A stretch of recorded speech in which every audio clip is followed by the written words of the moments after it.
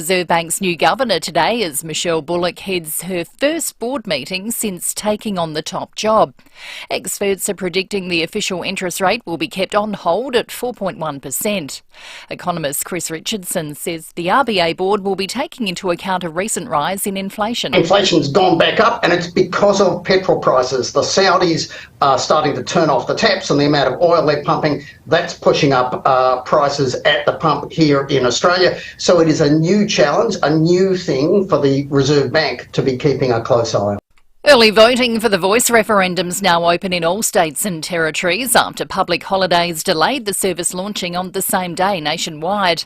For those eligible to vote before the official referendum date, pre-polling locations can be found online at the Australian Electoral Commission's website.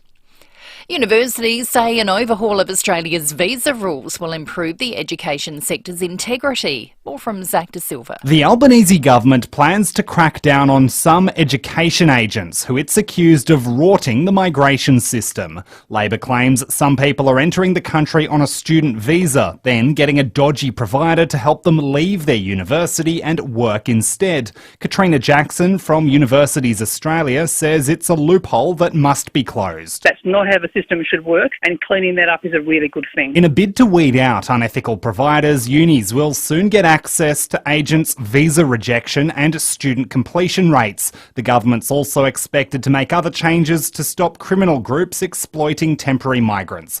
4 children and 2 adults have been killed in a head-on smash with a road train in the Northern Territory. Police say their vehicle veered into oncoming traffic in Katherine and erupted into a fireball. The driver and passenger of the truck are in hospital. Apple's blaming a software bug and other issues with popular apps like Instagram after claims the new iPhone 15 is overheating. The tech company says it's working to fix the issue, which is causing the phone to become overloaded and heat up.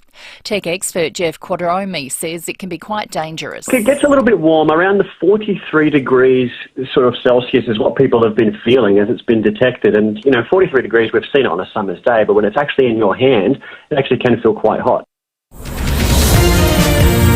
Now turning to 5AA Sport, here's Jace Kemp. Good morning, Kendall. We'll start with footy, and Tom Doedee looks destined to continue his AFL career interstate.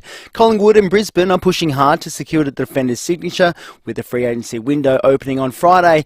Meantime, Magpies coach Craig McRae says the key to success is his side's unique approach to training. He's told AFL 360 it's important to know when to switch off. We go and train, and then we have these moments where resets, run off, relax, take a breath.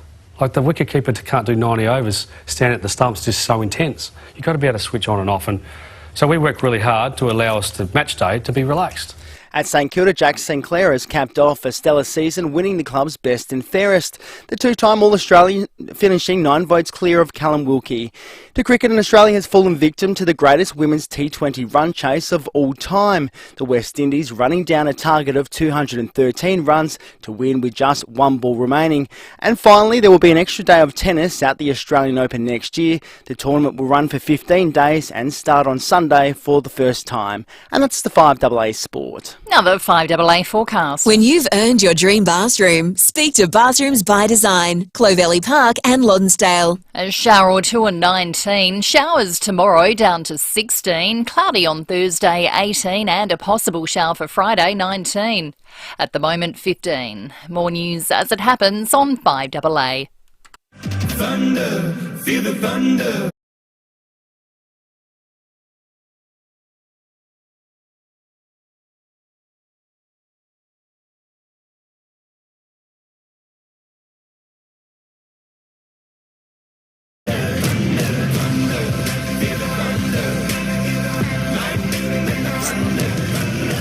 Bit of lightning around last night. Good morning to you. Welcome to Tuesday. It is the 3rd of October. It is dark again.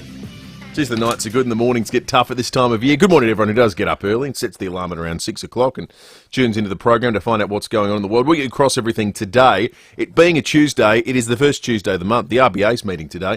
We'll be chatting with Dr. Susan Stone from the University of South Australia with regard to what will be Michelle Bullock's first RBA meeting that she's presided over as governor. So we'll talk about that a little bit later this morning. We're also going to chat with Tracy Bevan, the McGrath Foundation ambassador and director with regard to Breast Cancer Awareness Month. Now that we've clicked over into October, it's a Tuesday that would otherwise have been a Monday, so we'll get the movie bowl out.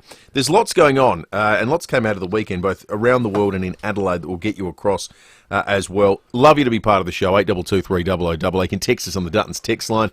Is your power out? Let's start there, because the Sky put on one hell of a show last night, David Penberthy. Certainly did. Good morning, Will. Good morning, listeners. Our dog Paddy was having flashbacks to the Royal Show only a few weeks ago. PTSD. Him and Zorro were happily sleeping in the laundry at about 9:30, and suddenly we heard the little banging of Paddy's paws on the door. Let me out of here. What the hell's going on? It was a huge storm.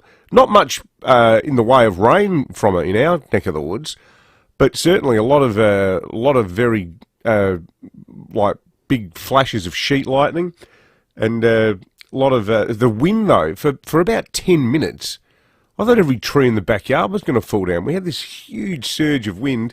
Yeah. Let us know how it affected you folks. 8223 0000. But yeah, of course, like when I, not that I'm using this as an excuse, more just a habit, but took me an extra 5 minutes to get out of the driveway this morning, because I had to put the roller door on manual. So yeah. Oh, because your power was out? Well, yeah, must be. 25,141 homes and commercial premises are without power this morning. 62 separate outages. The biggest ones, I'm just having a look right now. There's 2,106 premises affected in Angle Park, Athol Park, Ferryden Park, Mansfield Park, Pennington and Regency Park. But it's interesting, it's everywhere across Adelaide. So that's out north. You go south, and there's even a bigger area that's been affected. And this one might be you. No, it won't be. Colonel Light Gardens, Cumberland Park, Door Park, Hawthorn, Melrose Park, Westbourne Park, 2,200 there this morning. So that's north and south the city. You go further south, there's another 2,200 in a big whack of homes that are out. I'm just picking the big ones. There's there's little smaller pockets of power outages as well. Bellevue Heights, Blackwood, Eden Hills, all without power today. All because of that storm. There's some of I reckon we'll get Dutton's texts of people with pictures of the lightning last night as well. Yeah, just lying in bed, there was a couple of big stalks of lightning that looked absolutely spectacular. Yeah, I went and sat in the backyard when it was happening. I mean, under the veranda, not on the lawn or anything stupid like that. But it was something else. People do that technique these days that I don't quite understand, because I never got into photography. But that long exposure, where they'll take a set shot of the sky, and then the camera's clearly just taking photos the whole time, and it puts it all together, so you see thousands of strikes of lightning all in the one photograph. Yeah, I tell you what, it's weird waking up. The first couple of days after the clocks go forward is a rude shock for people who start early, because since the start of spring, or since the equinox, whichever one tickles your fancy, it's been lovely getting up at 5, because it's been, the cusp of the sunrise, and now we're just thrown back into the total darkness for another hour. It does something to your mind, I reckon. You wake up and go, what the hell? Why am I awake now? This is an important point, because we like to make sure we use the right language in this sensitive era we're in. We don't want anyone to be offended. Our Alberton correspondent, Dave Lloyd's, just sent a message to the program, and he says, in Alberton, we identify it as without electricity, not without power. Thank you, Dave. We're sensitive to, the sort of very regional versions of English we get here in Adelaide as well. Down south, Sue and Christie's Beach this morning, boys. I bought 4 budgies for an empty aviary on Sunday. I think they want to go back now. Lots of rain, lots of stuff being blown around and out of place, but the power did stay on. Good on you, Sue. 8223 0000. You can shoot us a text on the Dutton's text line as well, 044808 1395. For unrivaled choice with 10 vehicle brands in the Adelaide Hills and Murray Bridge, Dutton's, easy to do business with. News headlines coming up next. I was just doing my job. I didn't think I'd get injured. The doctor said it was a routine procedure? Right. The car came out of nowhere and it smashed right into us. At DBH Lawyers, we're here to listen to your story.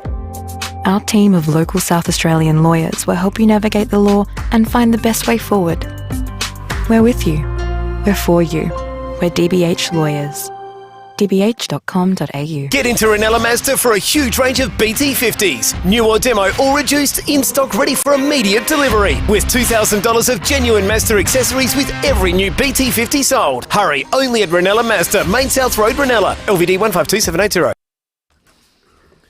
If you're fitting out a workshop, your shed or rooms around the home with extra storage, forget the flat pack, go Sharman Shelving all the way. That's right. Well, here's the thing we all love about Sharman Shelving. It's all done for you. It's not flat packed, so you're not going to sit there for hours trying to find the part marked A that's meant to fit into the part marked C. Don't you hate that? But won't, because the part B marked B is missing. Call Sharman Shelving, because they'll come out, they'll give you a free measure and quote, and then they'll deliver and assemble it for you. Or if you want to assemble it yourself, they'll give you all the support you need. When it comes to storage solutions, everyone needs a little Sharman in their life. 412 North East Road, Windsor Garden, sharmanshelving.com.au, or you can take a look on Facebook. Will retirement living suit you? You're invited to FIVEAA's free Spring Open Day to get a sneak peek of the lifestyle you could look forward to. Come along with family and friends, enjoy refreshments and activities, and explore all our communities have to offer. There's even a chance to win $10,000 when you RSVP. With 4 events across Adelaide from the 7th to the 14th of October, take the first step and search FIVEAA Open Day today. RSVP is essential. See website for T's and C's. Licence number T23/1184. As an Indigenous kid, I have lots of questions about my future. Like, will I grow up in a country that hears my voice? Will I get to go to a good school? Will I be seen beyond the sports field? Recognised by the decision makers of our country? Will Australia listen to me? On October 14, we'll decide what kind of country we want to be. Yes makes it possible. Authorised by Dean Parkin Australians for Indigenous Constitutional Recognition Limited, North Sydney. Breakfast on 5AA. David Penberthy and Will Goodings. Jobs, apprenticeships, traineeships and careers. Maxima can help. Learn more today at maxima.com.au.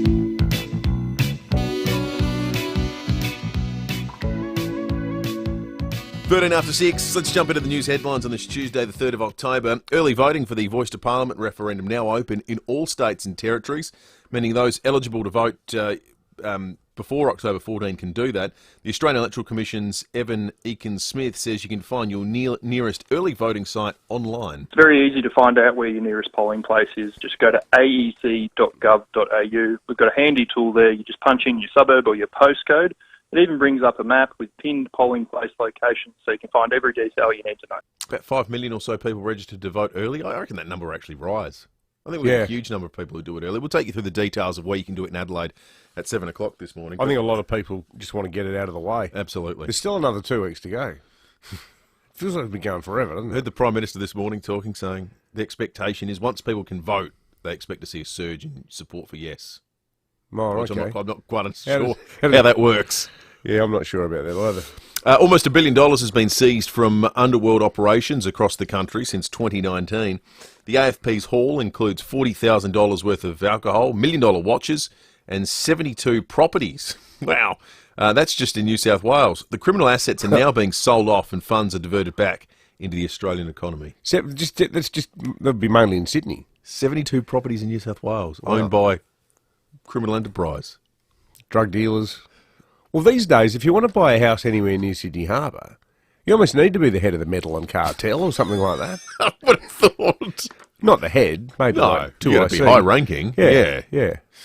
Work to upgrade Adelaide's airport runways begins tomorrow. More than 60,000 tonnes of asphalt will be poured onto the airport's major runways, with the work expected to last 12 months.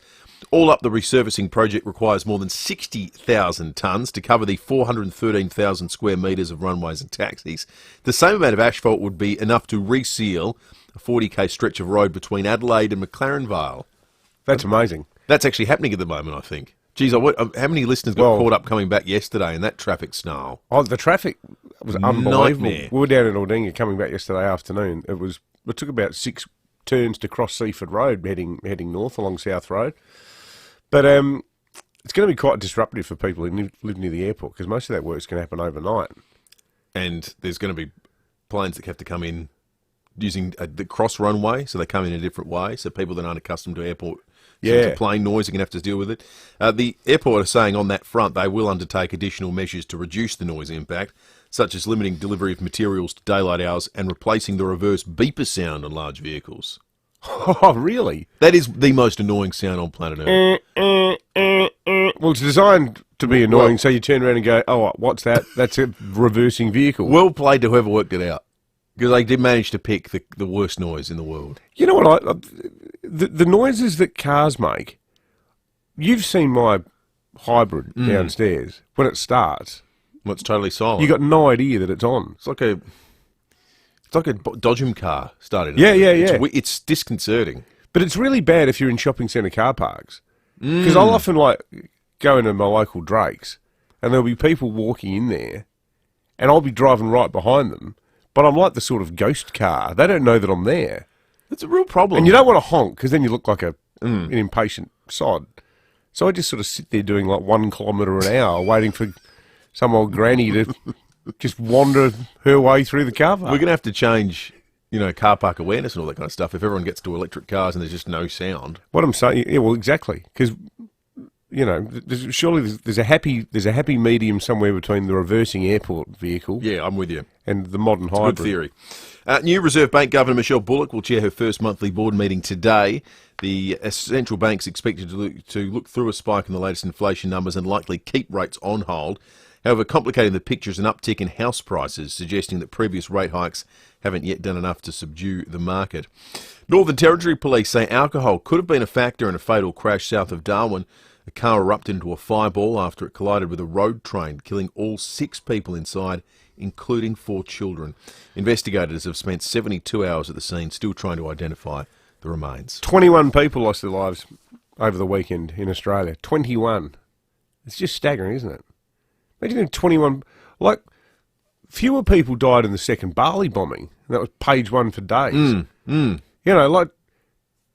fact that it's 21 deaths... one person got bitten by a shark and is going to survive. That's page 1 around the country. It's leading Sky News at the moment. But 21 people die in car accidents, and it's like, meh. It is interesting the way the human brain conceptualises risk, isn't it? Because it's crazy. There'll be people that go, I'm not going down the beach this week. Yeah. But no one will go, I'm not driving to work. There's mad people out there. Yeah. Yet statistically, and we all know this, just not how we're wired to work. Well, it's funny, we were talking about that yesterday because we went to the beach because it was a beautiful day apart from being quite windy. But Old Dinga was packed to the rafters yesterday. 3 rows of cars all the way from the northern ramp down to heading towards the car-free zone because of I think this is the first week that cars were allowed to go south and go onto the road. So a lot of people like you, Beauty, I'm going down there. That and the fact that the weather was nice. But yeah, we were talking yesterday about the terrible attack, albeit one that's had a very positive result given how bad it could have been. Pamela Cook, the 64-year-old grandma in Robe, mauled by a shark. But we were talking about that. We were talking about the Henley Beach shark sighting the other day ago. Talking about whether the flags were going to be out at Aldinga. But we didn't talk about the fact that we'd each gone down in separate cars. And was everyone going to be all right driving home on the Southern Expressway with a lot of, ratbag drivers doing 115? That didn't cross our minds. Yeah, it's funny, isn't it? The weather this week is a very different picture to what we experienced last week. Right now, 14.7 degrees outside in the city, top of 19 today. Shower to up to 3 mils of rain. Wednesday, 16 up to 4 mils of rain. Thursday will be 18, drier, but possibly still a drizzle around. It still might be around Friday as well, to be fair, up to 1 mil on Friday and 19. Then it gets warm not warm, it gets sunny for the weekend. 21 on Saturday, 21 on Sunday, 24 on Monday, which would suggest that maybe things will pick up into next week. Sam Datto has wandered into the studio. Morning to you, Sam. Morning, boys. Tommy Wren is on a week of leave, so I thought I'd come in and do your sports update for you on your Tuesday. Excellent. We'll leave the grand final. Rowie will be along shortly, so he can do that after 7 and go Kapang or whatever he wants to do. But Adelaide Crows, Tom Doedee, how do we feel about the dude? Staying or going? Oh, I think he's gone. Yeah. So we spoke to Seven yesterday because the front runner in the contract negotiations that have been rumoured is Brisbane. Brisbane are now out of the the contest is over. Teams are able to speak freely. Here is Dude yesterday on 7 News. Yeah, still a bit playing out. Originally thought it would be a little quicker than this, but thankfully it's taken long because there's a fair bit to go through. But it's not one of those things that we want to rush, as I've said from the start. And now that the actual season's done, we can hopefully progress a bit further. I can't read anything into those comments. Well, very undude-like. Normally the dude says things that, mean stuff. That just sounds like something a player says when they don't want to talk about it. The reality is these things, most of them are sorted out by this point in time, and they generally happen the moment a side leaves the final. So it invites speculation that perhaps the reason it hasn't been sorted out is because Brisbane played up until the very last weekend of the year, and maybe we'll get some sort of announcement this week. The other thing that happened, Collingwood lost Nathan Murphy after another head knock. There are sides that missed out on the Ben Mackay sweepstakes from North Melbourne. There's suddenly a market for the dude that I don't think was there 6-8 weeks ago. So I actually think if you were to suggest that things haven't been resolved and he hasn't signed anywhere, at very least, I think there's more interest now than there was a couple of months ago by virtue of that being resolved. People like Osava Radagali deciding which club he wants to go to. There's a knock-on effect of other clubs going, well, geez, we're now down a tall defender. And I think the market has broken favourably for our man, the dude. So if you want to be glass half full as a Crows fan, you could say, well, he's just waiting to hear a last and best offer from Adelaide. If you want to be glass half empty, you'd say he's going to get a much, much better deal elsewhere, which I'm sort of in the latter camp. I think he'll go. The 5AA breakfast curse strikes again. Yeah, that's right. Patrick Dangerfield, Eddie Betts. Maybe the dude. Closer to home, Adelaide 36ers got their season underway on the weekend as well. This is how it ended up. For a second there, and he plays with such intensity, Shea Ili as well. It's unusual to see that. McCarron to the step back, rattles it in. Chance for Galloway to close it out. Not quite. They were resilient, they were tough, the 36ers. They hung around. We know their pre-season form wasn't great. They've carried that into the opening of the season. They went down 74-82 at the Entertainment Centre on Sunday. The old NBA champ, Matthew Dellavedova, Chris Goulding for the United as well, both top scoring with 19. The former 36er Jason Kadee has returned home as well. He top scored for the Sixers with a top of 18, but could be a long season for the Sixers. I think they'll come last. That's where I think the 36ers are at. I was trying to be nice about it, but I think I'm with you with that. I think they're a total disaster zone. Thanks. So what you're saying is this isn't the year to break the habit of a lifetime and suddenly get into local basketball? Well, I mean, look, it's a great experience going to the Entertainment Centre and getting along. You might find it easy to get a seat at some point in time this season. Front row. The way things are going. The thing we didn't talk about there, the Rugby League Grand Final was unbelievable on the weekend, and I never thought those words would pass your lips, Will. Yeah, I've got just no interest in the sport whatsoever. If you have never watched a game of rugby league in your life, and I think Will was almost in that category, get on Foxtel Catch Up or whatever it is you can use. Even do a simple Google search, because there'll be a lot of embedded video from Nine's coverage on the websites. Nine have probably got it up online for free to watch it again.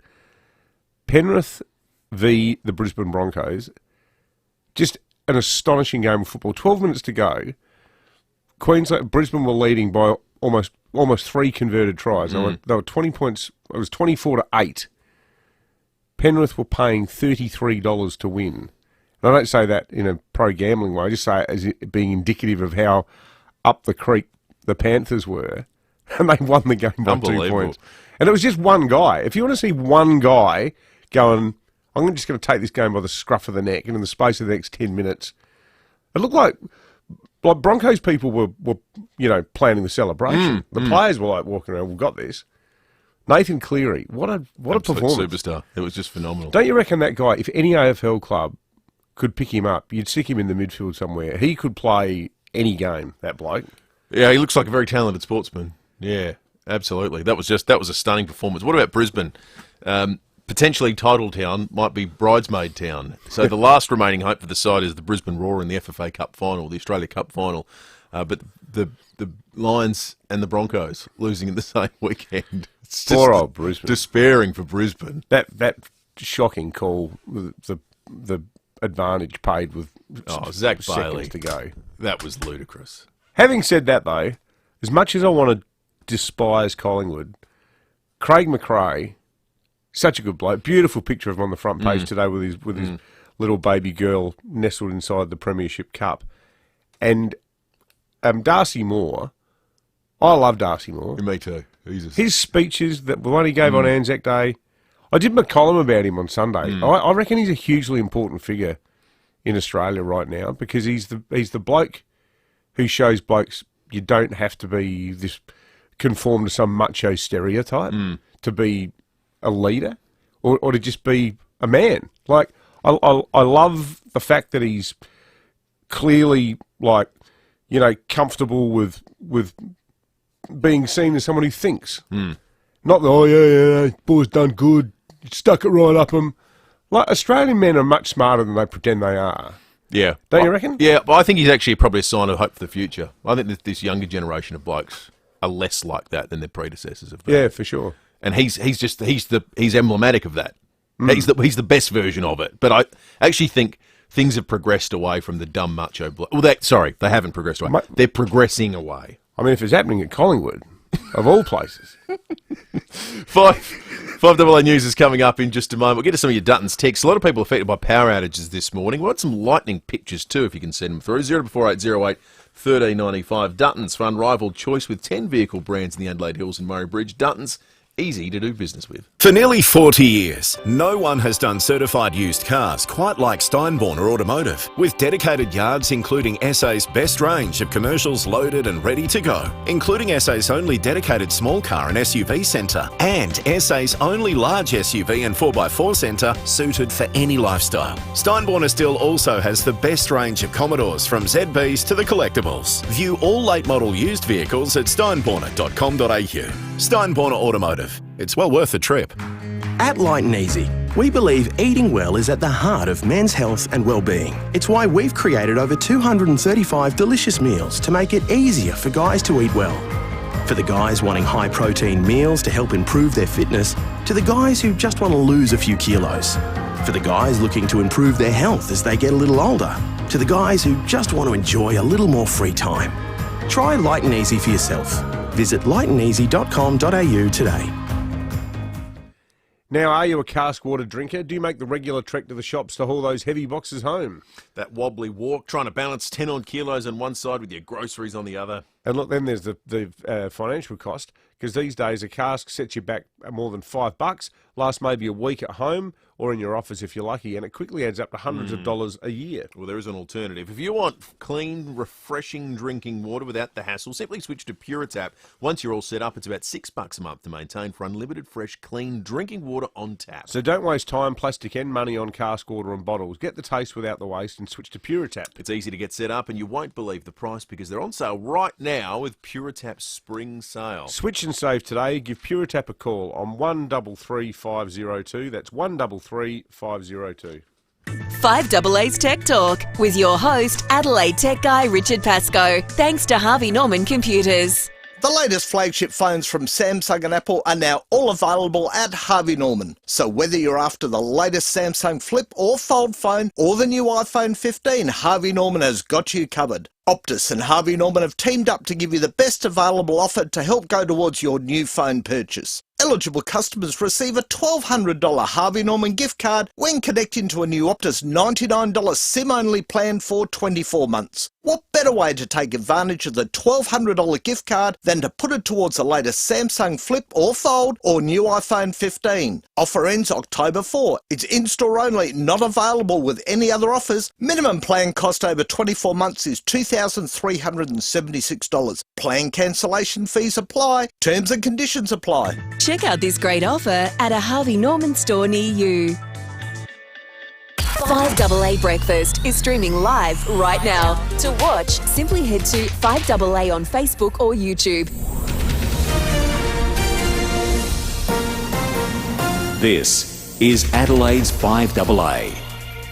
A shower or two and 19 with the 6:30 news. I'm Kendall Brettig. All you can eat salad and veg is back at the Paradise Hotel, Lower North East Road. Open 7 days. A spectacular light show lit up Adelaide overnight with thunderstorms sweeping across the state. The lightning and then rain hit the city around 9:30 with another burst in the early hours of this morning. More than 23,000 homes and businesses are still without power across the city and suburbs, while SES crews have been busy dealing with storm damage and trees down. Beachport locals are in shock after yesterday's shark attack. 64-year-old grandmother Pamela Cook was attacked by a juvenile great white near the jetty while on her morning swim. She's undergone surgery for multiple wounds and is in a stable condition. New Reserve Bank Governor Michelle Bullock will today chair her first monthly board meeting. More from Michael Packey. Ms Bullock has taken over from Philip Lowe as leader after more than a year as RBA deputy. This morning she'll preside over her first monthly meeting where Australia's central bank will consider its next interest rate move. Most economists believe rates will remain on hold despite a spike in inflation. Analysts predict the Reserve will look through the data, which has mainly been driven by higher petrol prices, but complicating the picture is an uptick in house prices, suggesting previous rate increases haven't done enough to subdue the market. And more foreign investors are buying up Australian homes as the nation grapples with a housing crisis. Chinese investors have spent $1 billion in the past financial year on properties here. A teenager's been charged, accused of setting another man on fire at an event on the Victorian-New South Wales border. Here's Max White. Emergency services were called to the Deniliquin Ute muster following reports a man had been set alight in the camping area. When they arrived, they found the 22-year-old with significant facial burns. He's been airlifted to hospital in Victoria, where he remains in a serious condition. Police in Wagga Wagga have now arrested an 18-year-old man. He's been charged with grievous bodily harm by the use of corrosive fluid, reckless grievous bodily harm and assault occasioning actual bodily harm. The teenager has been granted strict conditional bail to face court next month. Northern Territory Police are working to formally identify the 6 people killed in a fiery collision with a road train on a single-lane highway. Police say their car veered into oncoming traffic, hit the truck and erupted into a fireball. The road train also rolled. The driver and passenger managed to escape before the cabin caught alight. Briefly in overseas news, the Nobel Prize in Medicine has been awarded to a pair of scientists who developed the technology which led to the mRNA COVID vaccines.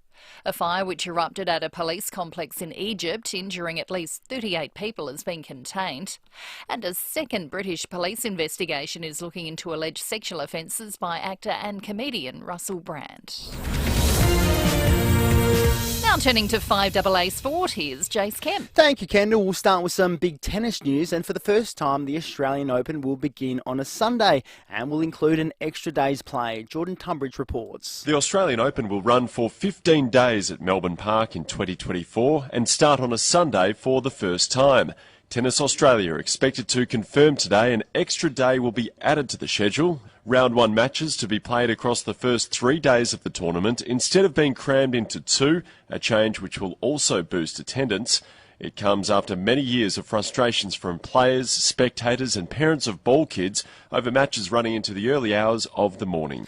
To footy, North Melbourne ruckman Todd Goldstein is set to finish his AFL career at Essendon. The 35-year-old was convinced by his former coach Brad Scott to join the Bombers for 1 year.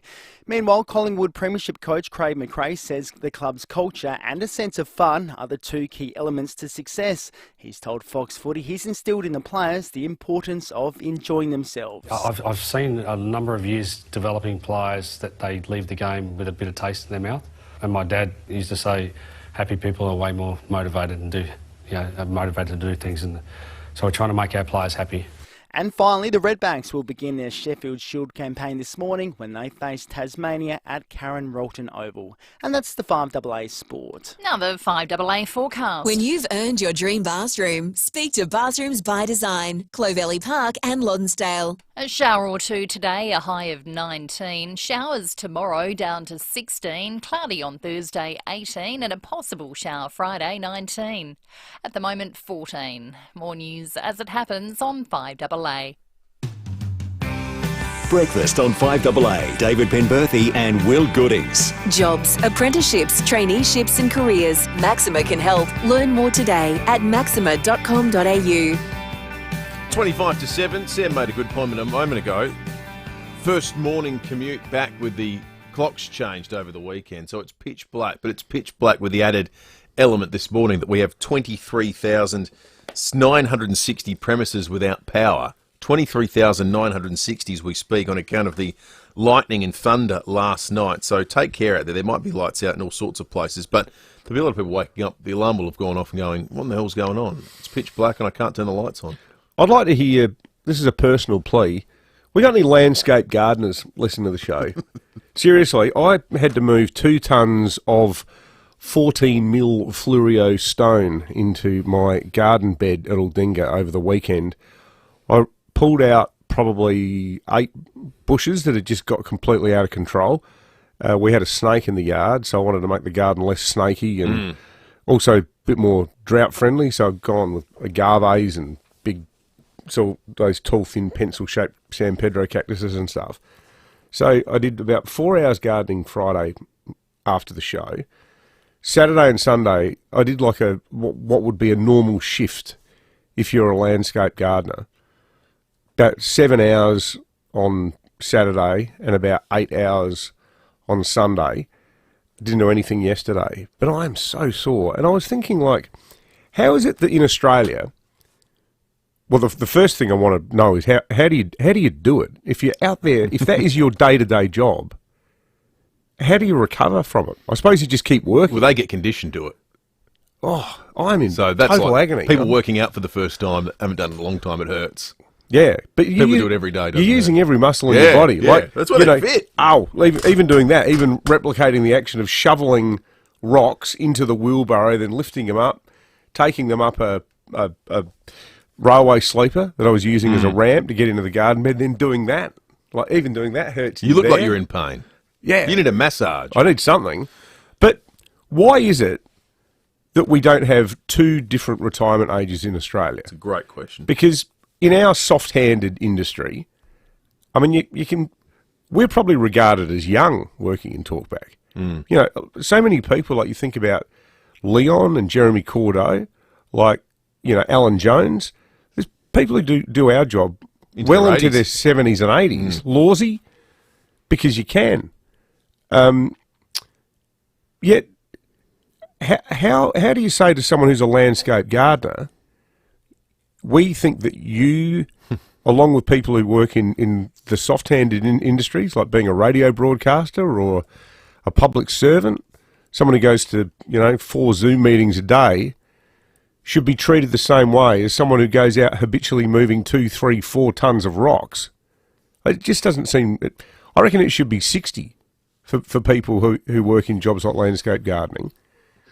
And the rest of us suck it up. 67 now, and of course when it was moved to 67, the proposals, well, maybe it needs to move to 70 over some sort of tiered process over the next few decades. Well, good luck with that.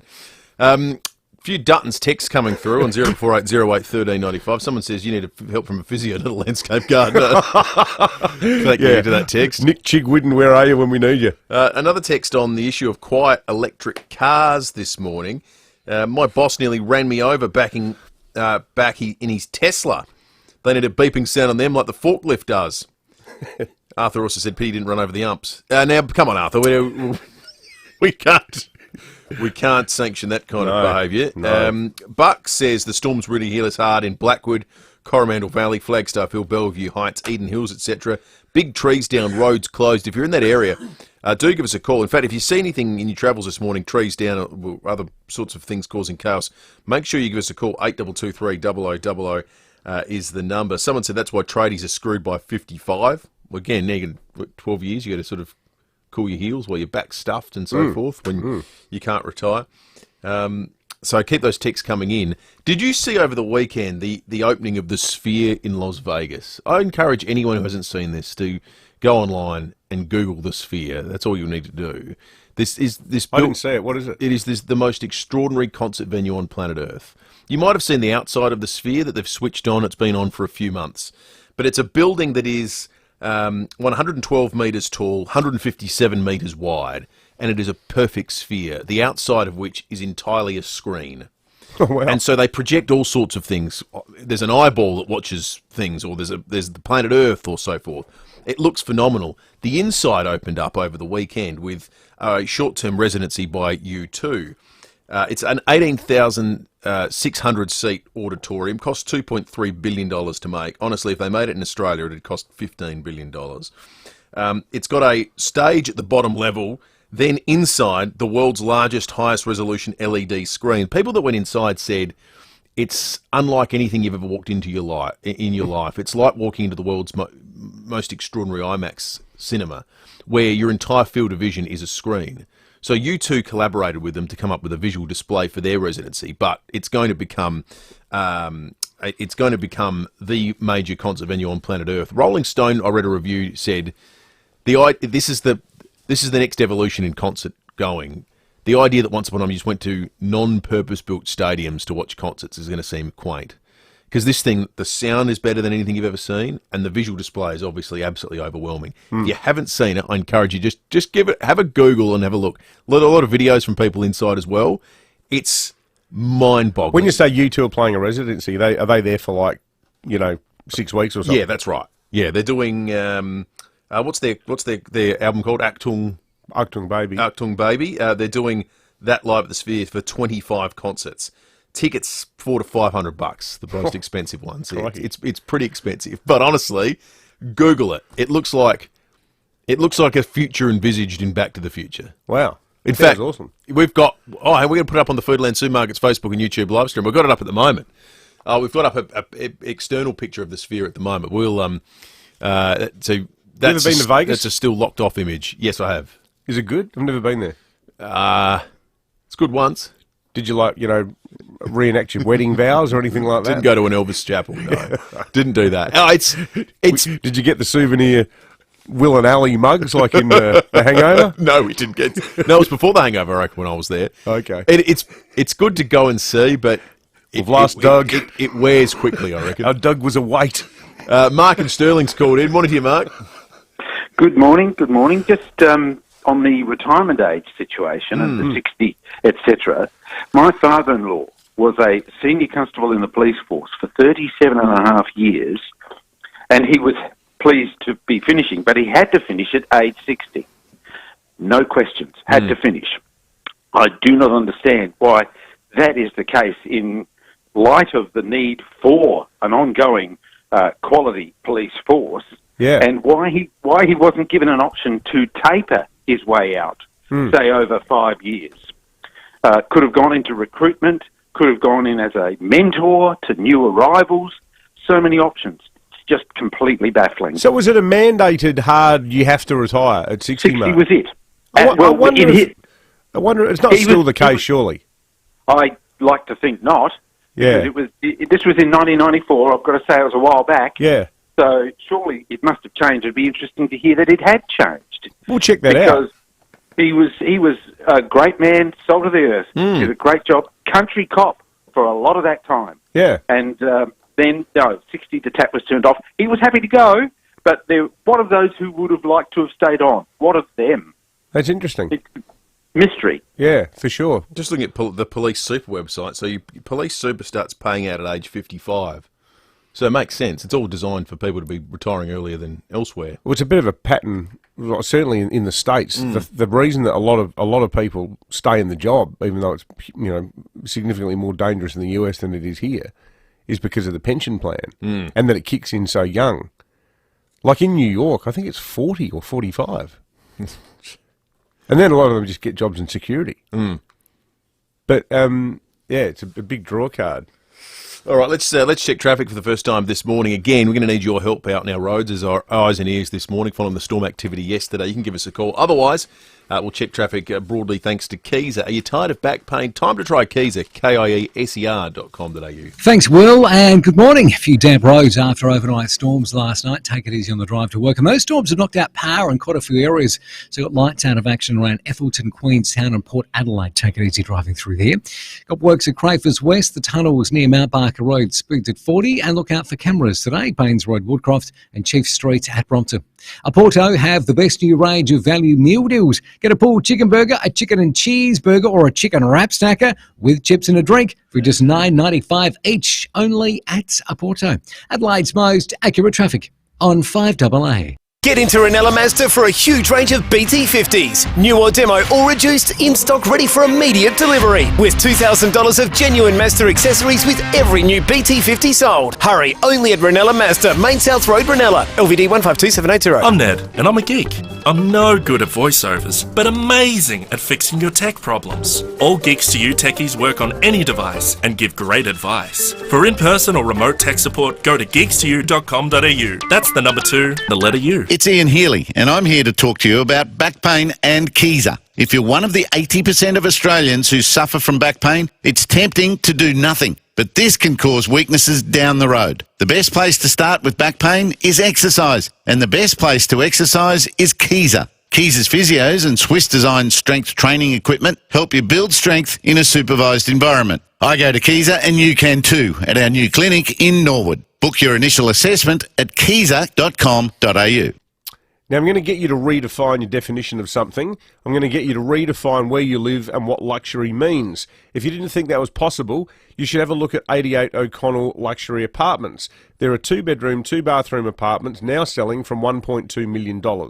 These apartments are redefining the definition of residential luxury with amenities which have never been seen before in SA. Yeah, have a listen to these features. A New York-inspired sky deck, Mercado fresh produce market, wine bar, integrated wellness studios, sauna, pools, allied healthcare as well. For anyone thinking of a fresh start in a beautiful apartment with a choice of peaceful parkland or CBD vibrancy at your door, you must check out 88 O'Connell. If you'd like to learn more, plan a visit to the display suite or inquire at 88o'connell.com. In tough times, it's the simple things that make a big difference. Like $17 schnitzel days at Birkenhead Tavern, Excelsior and the Lighthouse Wharf. We know the humble schnitty can't fix all our problems, but we do know it'll put a smile on your dial. $17 schnitties Mondays, Tuesdays and Wednesdays at Birkenhead Tavern, Excelsior and the Lighthouse Wharf. Making the world a better place. One schnitty at a time. Got to start somewhere. You just know it's a Barreau Hotel.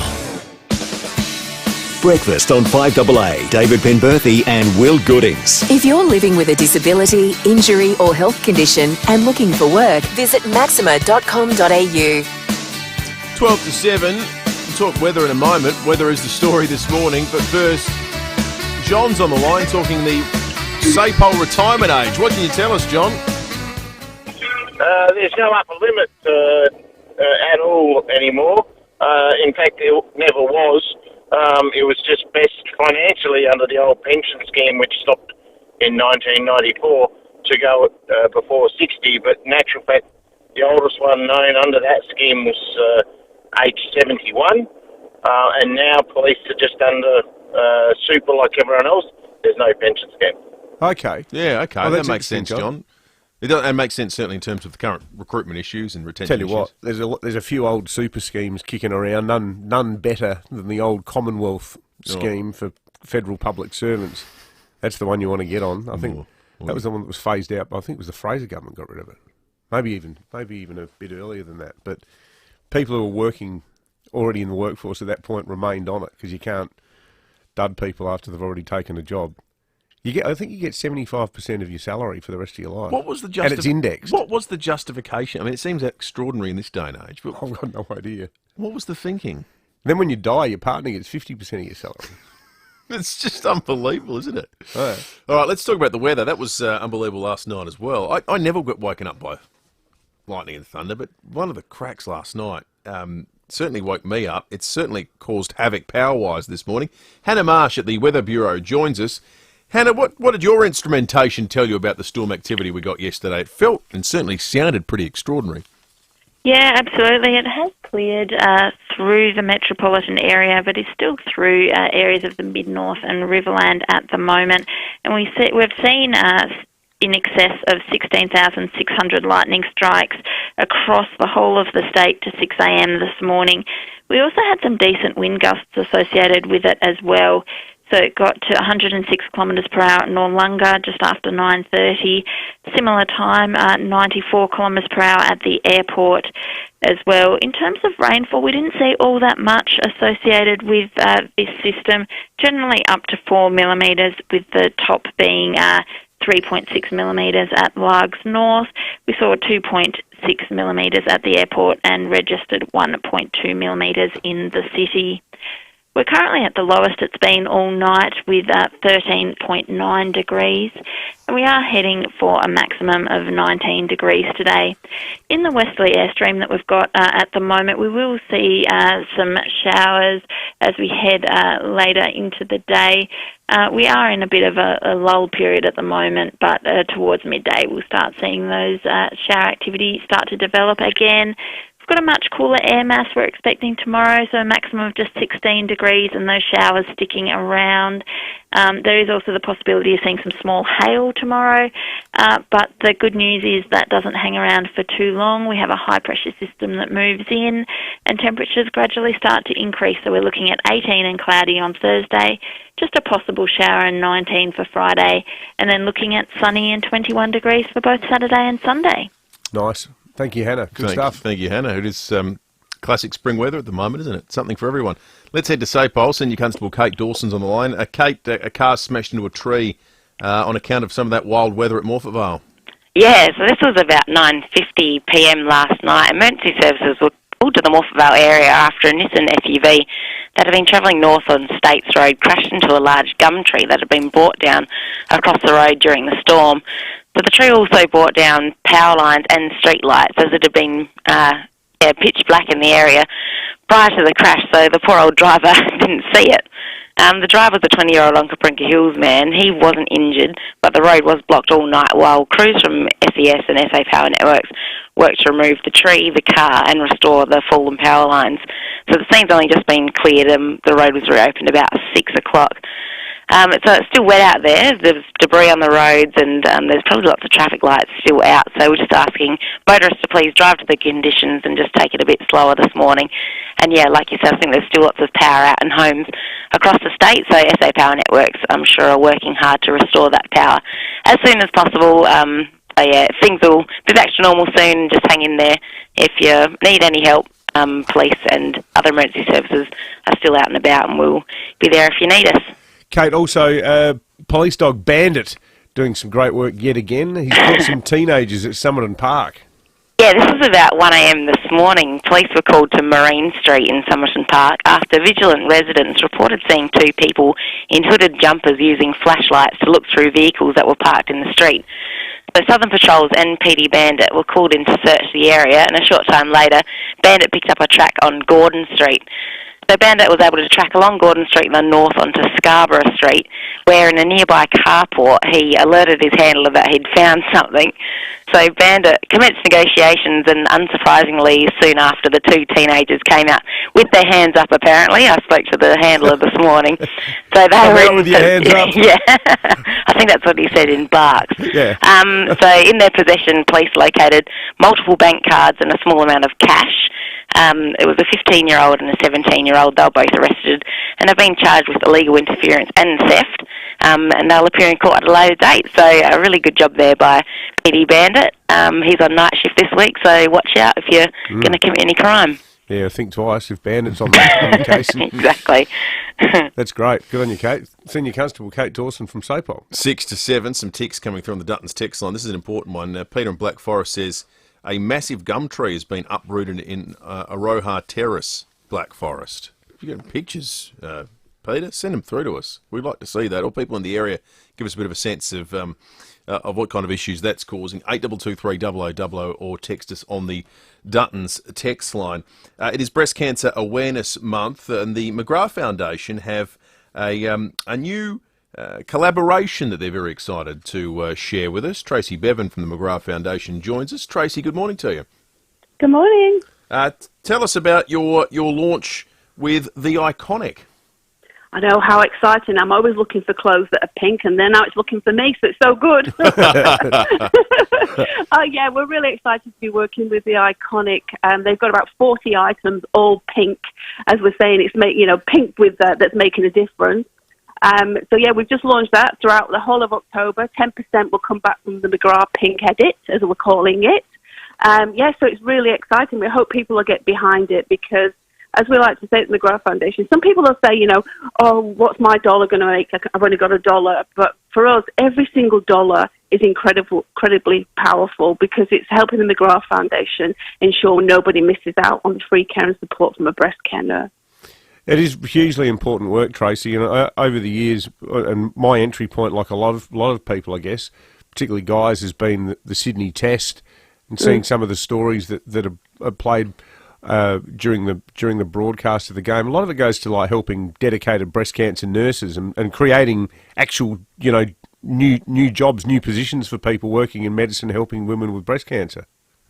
Yeah, definitely. We've got 204 McGrath breast care nurses who are placed right across Australia, mostly in rural and regional Australia, and they support, they've been able to support over 127,000 families, which is what it's all about. That's why we do what we do. That's why partnerships like the Iconic and the Pink Test are huge platforms for the McGrath Foundation. Part of the Iconic campaign, 3 ladies have shared their stories. One was 26 when she was diagnosed with breast cancer during COVID. She was all alone, finding it really tough, and she had her breast care nurse, thankfully, by her side. So, that's what we do. That's why we do it. The Pink Test is an amazing time for the McGrath Foundation, as is October, which is Breast Cancer Awareness Month. Yeah.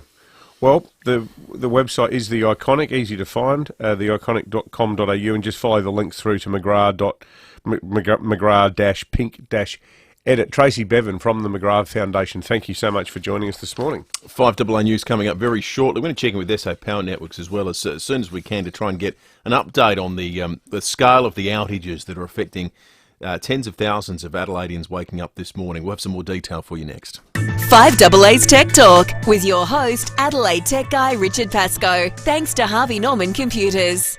The latest flagship phones from Samsung and Apple are now all available at Harvey Norman. So whether you're after the latest Samsung Flip or Fold phone or the new iPhone 15, Harvey Norman has got you covered. Optus and Harvey Norman have teamed up to give you the best available offer to help go towards your new phone purchase. Eligible customers receive a $1,200 Harvey Norman gift card when connecting to a new Optus $99 SIM-only plan for 24 months. What better way to take advantage of the $1,200 gift card than to put it towards the latest Samsung Flip or Fold or new iPhone 15? Offer ends October 4. It's in-store only, not available with any other offers. Minimum plan cost over 24 months is $2,376. Plan cancellation fees apply. Terms and conditions apply. Check out this great offer at a Harvey Norman store near you.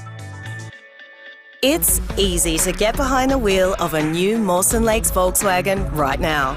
In fact, it's ridiculously easy.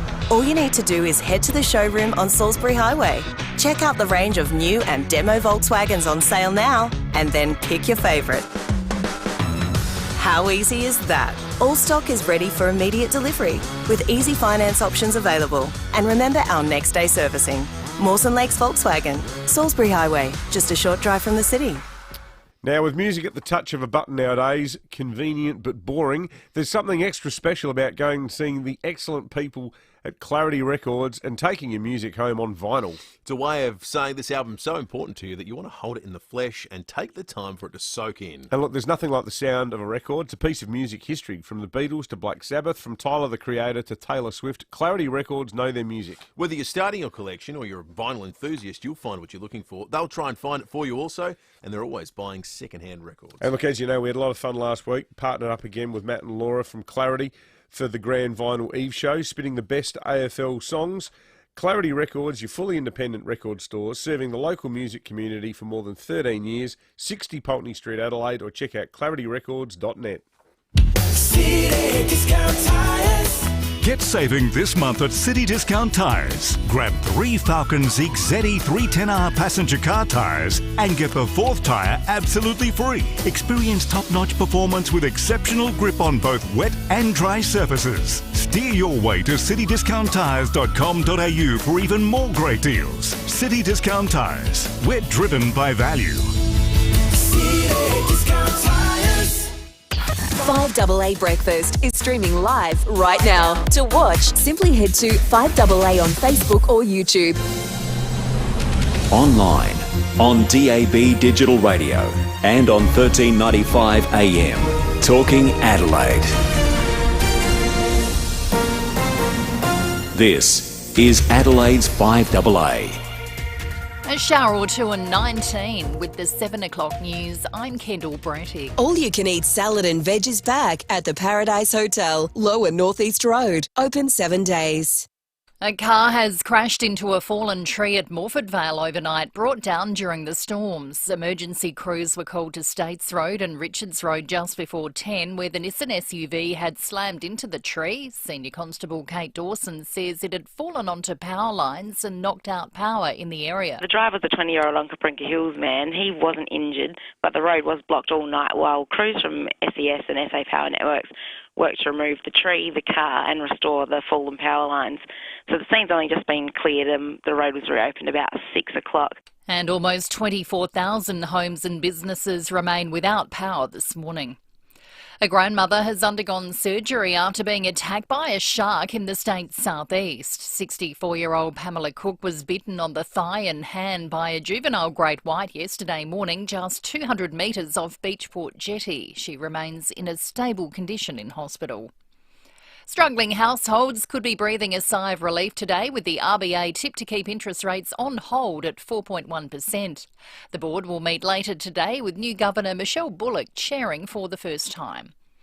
All Australians will be able to vote in the Voice referendum from today at pre-polling centres around the country. More from Zach De Silva. Early voting will today be available to everyone as New South Wales, Queensland, South Australia and the ACT open up after the long weekend. The Electoral Commission is running more than 500 pre-polling centres where people can cast their ballot on the Indigenous voice. Tens of thousands of Australians have already hit the polls in other states where early voting opened on Monday, but most people are expected to cast their vote on the 14th of October, the official referendum day.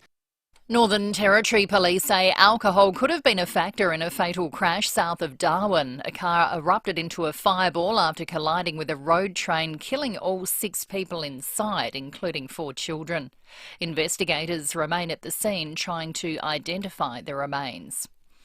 A former senior pilot says he'll be running for a spot on the Qantas board as the airline looks to recover its public image. Captain Richard de Crepney says pilots were once represented on the board. The pilots are responsible for their passengers' lives, and so we're used to making decisions in crisis situations. We understand risk decision-making, crisis management, and these are the operational elements of resilience that I believe are not on the board. Donald Trump is describing his civil fraud case as a scam when arriving for day one of the New York trial. The former US president could be forced to pay hundreds of millions of dollars in damages, accused of deceiving banks and insurers and falsifying financial statements between 2011 and 2021. He spoke outside court saying the trial's a disgrace. It's a disgraceful trial put forward by an attorney general who's corrupt. We have murders going all over the city, all over the state at a record level. It's an epidemic, and they waste their time on this. And British comedian Russell Brand is now being investigated by 2 police forces in the UK following allegations of sexual assault. Police say a woman contacted them 2 weeks ago with new information in relation to reports of harassment and stalking. The 48-year-old denies all allegations against him. Now turning to 5AA Sport, here's Jace Kemp. Thank you, Kendall. We'll start with footy, and Tom Doedee could be set for a move interstate. Brisbane and Collingwood are the 2 front runners to secure his services next season. It's understood Adelaide has offered the defender a new deal, but Doedee says he's weighing up all his options. If you'd asked me 2 months ago, I would have thought it would have been done by now, but there's just so much to play out, and I'm not someone who rushes decisions. I'm quite a deep thinker and conservative naturally, so I want to plan it out and make sure it's the right thing for me, family, both parties involved, all that sort of stuff. So a bit to figure out, but yeah, it's taking its time. We're getting there. Jack Sinclair has capped off a stellar season by winning St Kilda's Best and Fairest award. The two-time All-Australian finished 9 votes clear of Callum Wilkie. It's taken me a while to, obviously reach this level, but I'm very grateful to have had a number of years to be able to improve, and I'm pretty happy with the way it's gone the last couple of years, so hopefully we can keep getting better. To cricket, and Australia has fallen victim to the greatest women's T20 run chase of all time. The West Indies running down a target of 213 runs to win with just 1 ball remaining. Will they look for the second on the arm of Sutherland? They do. They get back. It is a game for the ages. That is a win that the West Indies will relive for many years to come. That audio thanks to Fox. And finally, basketball legend Lauren Jackson has signed on for another season in the WNBL. The 42-year-old will turn out for the Southside Flyers. And that's the 5AA sport. Now to the traffic. Berkowitz Spring Sale. Up to 40% off sofas, chairs, dining, recliners and more. Berkowitz Furniture Mile End. Roads are wet this morning after those overnight storms, so look out for that on the drive in. And got a fair bit of power out too due to those storms. Lights playing up in various areas, including Wingfield, Woodville Gardens and Rosewater. Keep that in mind on the drive in. Getting busy South Road at Edwardstown, slow for works at Torrensville, lane out of action there, South Road near Ashwin Parade, and got a camera Commercial Road at Port Adelaide. The referendum is on Saturday, October 14. All Australian citizens 18 and over must vote. Check voting options at aec.gov.au/early. Adelaide's most accurate traffic on 5AA. When you've earned your dream bathroom, speak to Bathrooms by Design, Clovelly Park and Lonsdale. A shower or two and 19 today. Showers tomorrow down to 16. Cloudy on Thursday 18 and a possible shower Friday 19. At the moment 14. More news as it happens on 5AA. Breakfast on 5AA. David Penberthy and Will Goodings. If you're living with a disability, injury or health condition and looking for work, visit maxima.com.au. 7 after 7, good morning to you. Welcome to Tuesday, the 3rd of October, if you're joining us for the first time. The wild weather last night has had some pretty wild repercussions this morning. 22,656 premises still without power as you wake up on this Tuesday. To get a locale on them is difficult. They are spread evenly, fairly north and south of the city. As you get further east, they ease. It's a concentration of the sort of northwest and south of the city. But you're talking about big areas of outages like 2,100 in an area that's around Athol Park, Ferryden Park, Angle Park sort of area. The next biggest one as far as clusters go is inner south, Colonel Light Gardens. A bit further south around Blackwood, there's another 2,000 out. But otherwise, it's a patchwork of power outages as we wake up on this morning. 22,656 homes and businesses waking up without power. Nick in Coromandel Valley's called in on this. Morning to you, Nick. I am not happy. You're not? I am not happy to see my wife standing up all night. It's happening quite often, and I want to know what Paul Roberts' excuse is going to bring. Blame the possums again? I used to work for ETSA when Mr. Olson sold it, and I tell you what, one used to be ETSA. They had a suburb, every suburb in Adelaide, they had a workshops. And night like last night, they used to call the crew on standby, and they used to straight away fix the problem. Now, because Mr. Lee wants more income in Hong Kong, they reduce the staff, and what they're doing, they text them to come to work. I am not happy. So the service has declined, you think, Nick, since the privatisation happened under the Olsen government? I used to drive in, when Mr. Olson and Mr. Lucas sold it, a gentleman come from Hong Kong. He was the right-hand man to Mr. Lee, and I drive him for 5 years. I was security of him, and I know everything what's going on. They reduce the staff, and they don't give us staff. All their money from South Australia goes to Hong Kong. Mm. Nick, thank you. One of the top 10 richest men in the world. Mr. Lee. Nick, if Nick had saved that rant for a little bit later in the week, he might want himself a Carol at Smart Dial. That's a good rant. It was a terrific rant. Good on you, Nick. Thank you, Nick. Big story in the southeast of the state over the weekend as well. 64-year-old Pamela Cook was seriously injured when what they now suspect is a juvenile great white shark attacked her during a daily swim with dozens of friends near Beachport Jetty, 7:45 a.m. yesterday. They're a fair way out, 200 metres offshore, 200 metres away from the Beachport jetty. She made it back to the jetty and climbed up the ladder by herself. It's amazing act of resilience on Pamela's part. Here's Greg Ray, who was one of the rescuers. I heard the ladies crying out, saying help and ring 000, etc. So that's when I knew something was wrong. Big cut to her thigh and some other small lacerations on her hand and her leg and that as well. She was sort of coming in and out of shock there for a bit, so I was trying to keep her focused on anything else but her leg. They'd put some sort of makeshift tourniquet around her leg. I think it was a t-shirt or a rag or anything to stop the bleeding. Considering she just had a big chunk taken out of her leg, quite calm. I just said, yeah, good on you, Pam, and hope everything goes well. That's Greg Ray speaking with 7 News last night. SA Health have said that Pamela Cook's in a stable condition as of last night. They tried to find the shark responsible, sent out drones and so forth, but were unable to locate it. So it's a best guess at the moment, juvenile great white.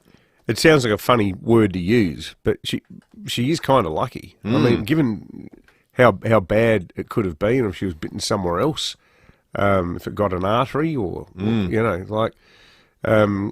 don't know exactly how big the shark was. The fact that it was a juvenile clearly helped, but we wish her all the very best for her recovery and for everyone in Robe who saw it too. Because this swimming club, it sounds like a lot of fun. They go out every day. Apparently she's only missed 1 day's swimming. It's amazing. Yeah. So it's winter, year round. It's just go and, jump in the briny.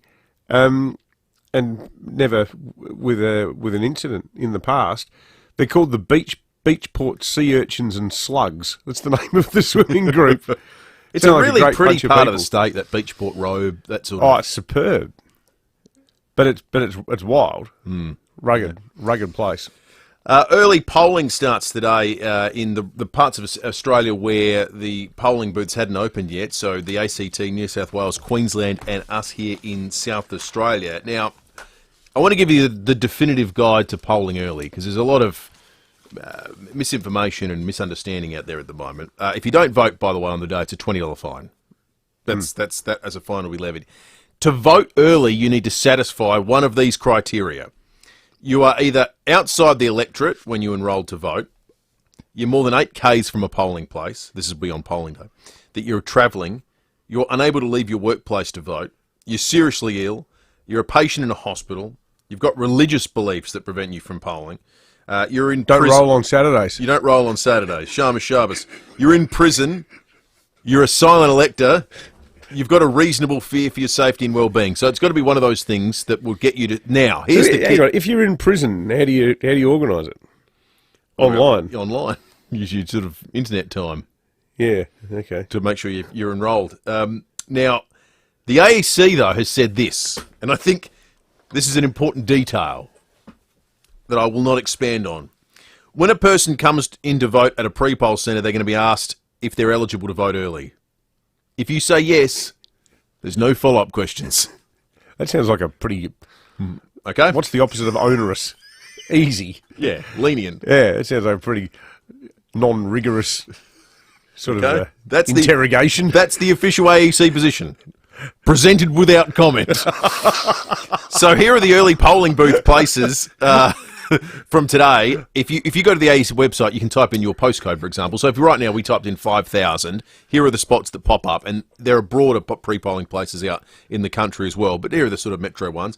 The Glen Osmond Baptist Church Hall, the Marden Shopping Centre, Colonel Light Gardens Uniting Church, the Pan Laconian Hall at Plimpton Park, Enfield Plaza Shopping Centre, the former West Lakes Library, 4 Kyle Place, Port Adelaide, and the Modbury Triangle Shopping Centre. Now, there's more than that, but that's, for example, if you typed in 5,000, they're the closest you're going to get. So do with that information what you will. Mary, good morning. Good morning. I have sent you a picture. I've emailed you a picture of something that I found in my backyard this morning. My goodness. Mary, that's a trampoline. Are you the owner of that trampoline, or did it just turn up? I'm not. And neither are any of my neighbours. So where that sailed in from, I have absolutely no idea. We've just got it up on the Foodland Supermarkets Facebook and YouTube live stream at the moment.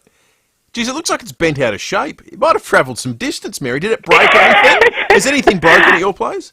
There wasn't a little dog called Toto attached to it, but you weren't clapping your red shoes together, it's just an were you? absolute shock. Absolute shock. It's a big And to trampoline. see where it's landed, it hasn't knocked down any of my trees. It hasn't knocked down the hose. It hasn't. It's obviously just decided it's going to plonk down there. We just say too, Mary, what a beautiful backyard and garden you've got. Yeah, lovely. That's immaculately Oh, maintained. thank you. Are you the gardener in the family? It looks spectacular. Without the feature. Yeah, it would even be better without the trampoline that's blown in overnight. I like you. Is that So if any neighbours in the Christie's Beach area have lost a trampoline, I know where it is. If that's you, call us and we'll make sure you get your trampoline back from Mary's place in Christie's Beach. What a great photograph. You're lucky it didn't land on your emu sculpture, Mary. I'm admiring that. And that was for a gift when my husband passed away from my neighbours, because I used to love to sit out and look in the backyard, and they gave me that. Yes, I would have been very upset if my emu had had it land on his head. Yes, it must have been a hang of a gust of wind to have goodness. picked that up. It's not a small trampoline. It's a big old... it's about 3 metres big, wide. It's a big trampoline. Well, Crikey. thank you for sharing that with us, Mary. We're going to try and find its rightful owner so they can come and collect it. Anyone lost a trampoline in Christie's? Give us a call, Yeah. 8223 0000. Seriously, someone's probably hasn't gone out to their backyard yet. And, yes. They're high fences too. That's travelled a significant distance, that trampoline. It's amazing that it didn't knock anything over. Very It must have fortunate. totally taken off. It's the craziest photo. Check it out on the live stream, folks. Thanks to Foodland. All right, let's check traffic. Thanks to Keyser. You're tired of back pain? Try Keyser, KIESER.com.au. Thanks, Will. The odd damp road after overnight storms greeting you for the driving today. And those storms taking out power in quite a few areas. It's affecting lots of lights this morning, including areas like Port Adelaide, Rosewater and Woodville Gardens. Take it easy if you're heading in through there today. Starting to build South Road at Theberton. Slow for works at Torrensville. Lane closed there. South Road at Ashwin Parade. And got a camera at Chief Streets at Brompton. Guzmani Gomez's 10 under $10 menu. $3 tacos, free-range chicken tacos, fries with chipotle mayo and more. This is value without compromise. GYG, Adelaide's most accurate traffic on 5AA. 5AA Mornings with Matthew Pantelis. Ageism, is it a thing? Let's have a chat with a spokesperson for Every Age Counts, Robert Tickner, former federal minister, if the name sounds familiar to you. There is quite significant discrimination against older people in our society. Weekday mornings from 9. The lesson in this is you need to change hearts and minds. It's not sufficient just to change the law. On 1395, Adelaide's 5AA. Reimagine your home, elevate your life at 88 O'Connell Luxury Apartments. There's 2-bedroom, 2-bathroom apartments now selling from $1.2 million.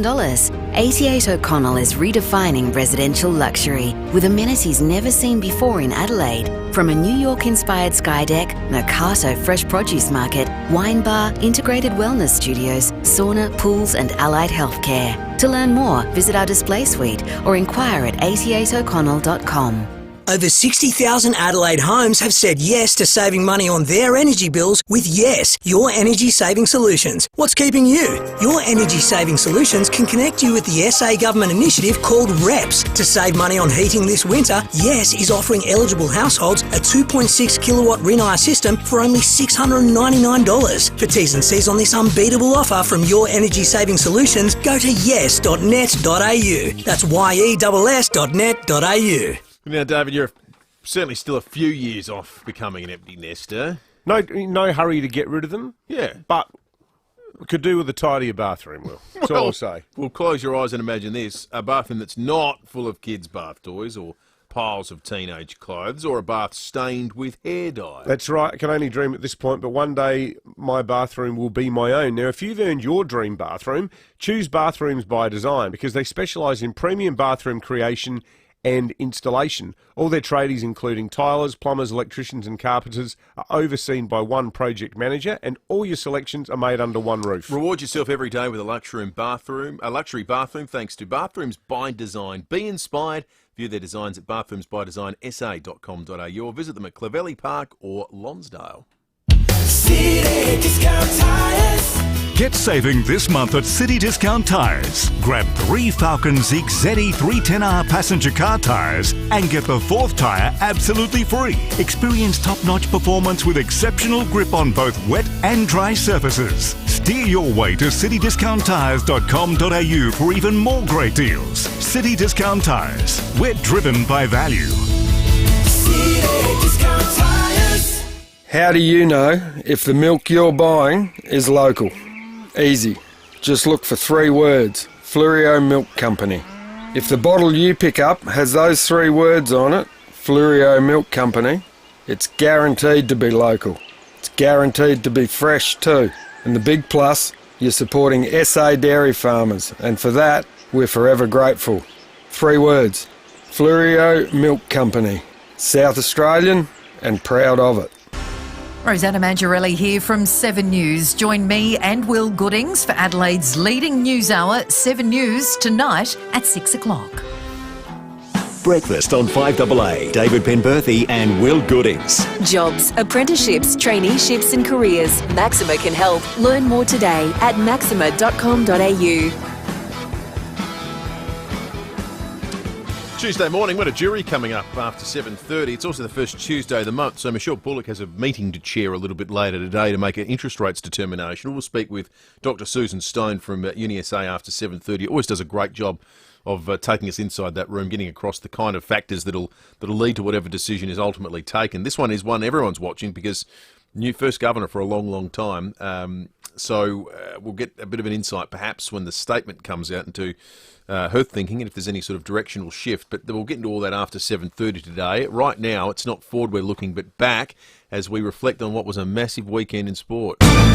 Stephen Rowe on 5AA Breakfast.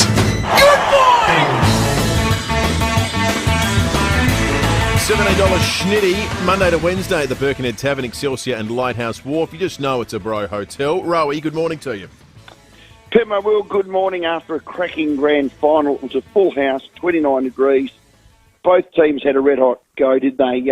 Sadly, one could only win, and that was Collingwood by 4 points. They were the best team all year. They just know how to win, don't they? How's their 3 finals? Beat Melbourne by 7 points, GWS by 1, grand final 4. That's 2 kicks. But doesn't it feel like, Rowie, if you close your eyes and picture yourself watching any Collingwood game this year, can you picture it being more than 2 kicks? It feels like that's how they won every game. Well, both the Crows' losses were by less than a kick. Port Adelaide had one. Their coach, Craig McRae, he's resurrected that club. If you go back to 2021, Nathan Buckley coached, they finished 17th. They had to unload Grundy, an All-Australian and a best fairest. 2 years later, they're top. So don't tell me you can sit on your hands and things will just turn around. You've got to make decisions. You've got to do it from the top down, you know. Eddie's no longer there, and just on that, great fella Eddie, but how's the appeal of that club? I mean, they used to be the most hated. Even I clapped a couple of times. It was just, they're all totally likable. Yeah, there's too many likeable blokes playing for Collingwood now. It's doing my head in. Yeah, but it was a hell of a game. The standard was so high. And when Charlie Cameron kicked that goal, though, with a few minutes left, was it 4 minutes on the clock?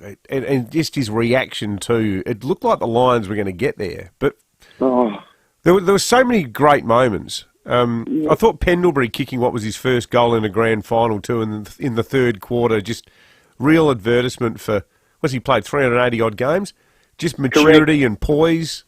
He's another really likeable bloke, Pendlebury, I reckon. Well, he is. His last quarter was phenomenal. Side bottom kicked the winning goal. De Goey stood up when he needed to. The Dacos boys were there. It was a whole of club win, no question. For me, you turn your attention to list management. List management is what wins premierships. Obviously, the coaches turn that around as well. You recruit for needs. You don't just pick cherries off the tree. You go through it.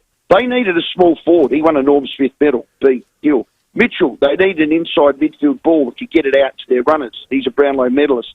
Jeremy Howell back there. Hoskin Elliott, Markov, Frampton. I mean, even though Frampton only had one kick, one handball, oh, God, it was embarrassing, wasn't it? But apparently he did a job. and he is a premiership player. God bless him, eh? Big Bill. Yeah. Big, bad, bustling Bill. You're right, though, Rowie. This is the time of year that now that the premierships get won, isn't it? It's modern footy. It's 100%. Not just about you know, who's the fastest, strongest, most skillful. It's who can put the puzzle pieces together the best, which is where, you know, the season starts for Crows in Port Adelaide the next 2 weeks. Hey, Rowie, I know you're not a massive rugby league fan, but did you see the Broncos and Penrith? Oh, my God, how did that happen? Seriously, if anyone who has never watched a game of rugby league, because people are saying this wasn't just the best grand final ever played, this was the best game of rugby league ever played. It was just mind-blowing, the last 15 minutes of that match. And they've won 3 in a row, haven't they? The father-son team, he got Cleary was best on ground in the end. What was the score? Was it 24-6? It was 24-8, and then Penrith won 26-24, 3 converted tries in a row. Just staggering. Unbelievable. Yeah, no, we'll talk about that. We've got Cornsey, we've got Treaders, big show. We'll see you at 4. Good on you, Rowie. Thanks, mate. It's going to be a big show. Stephen Rowe on the Sports Show tonight. $17 Sydney, Monday to Wednesday at the Birkenhead Tavern, Excelsior and Lighthouse Wharf. You just know it's a Barrow Hotel. Talking before about whether we need 2 different retirement ages, one for white-collar workers and one for blue-collar workers. After did a number on myself in the backyard over the weekend, 2 8-hour shifts in a row. One here on with you, Dave. I spent the weekend gardening, did the lawns, pulled weeds, fertilised, covered up, used sunscreen, still got burnt. Shoulders are screaming at me. The back is sore.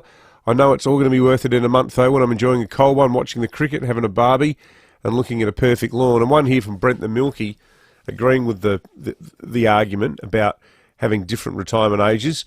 I'm the same age as you, Dave, and I lift 40 tonnes of milk and dairy each week. I should have retired 20 years ago, LOL. Good on you, Brent. Would you, as a policy maker then, say both retirement ages are 67 now, did they have to move in concert?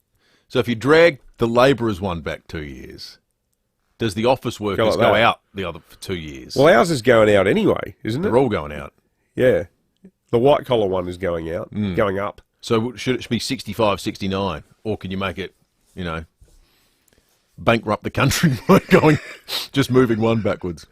It would be a huge cost, wouldn't it? It would be. Well, we've seen what's happened in France. Yeah. You know, pretty emotive issue, the old retirement age. Albeit, well, they're going to put up to 2 63, aren't they? Was there a single protest in Australia when ours moved out 2 years? They were quite a supine lot, us Aussies. You know, well, just roll over and go, yeah, whatever. When you think of this, it's a policy decision that affects absolutely everyone.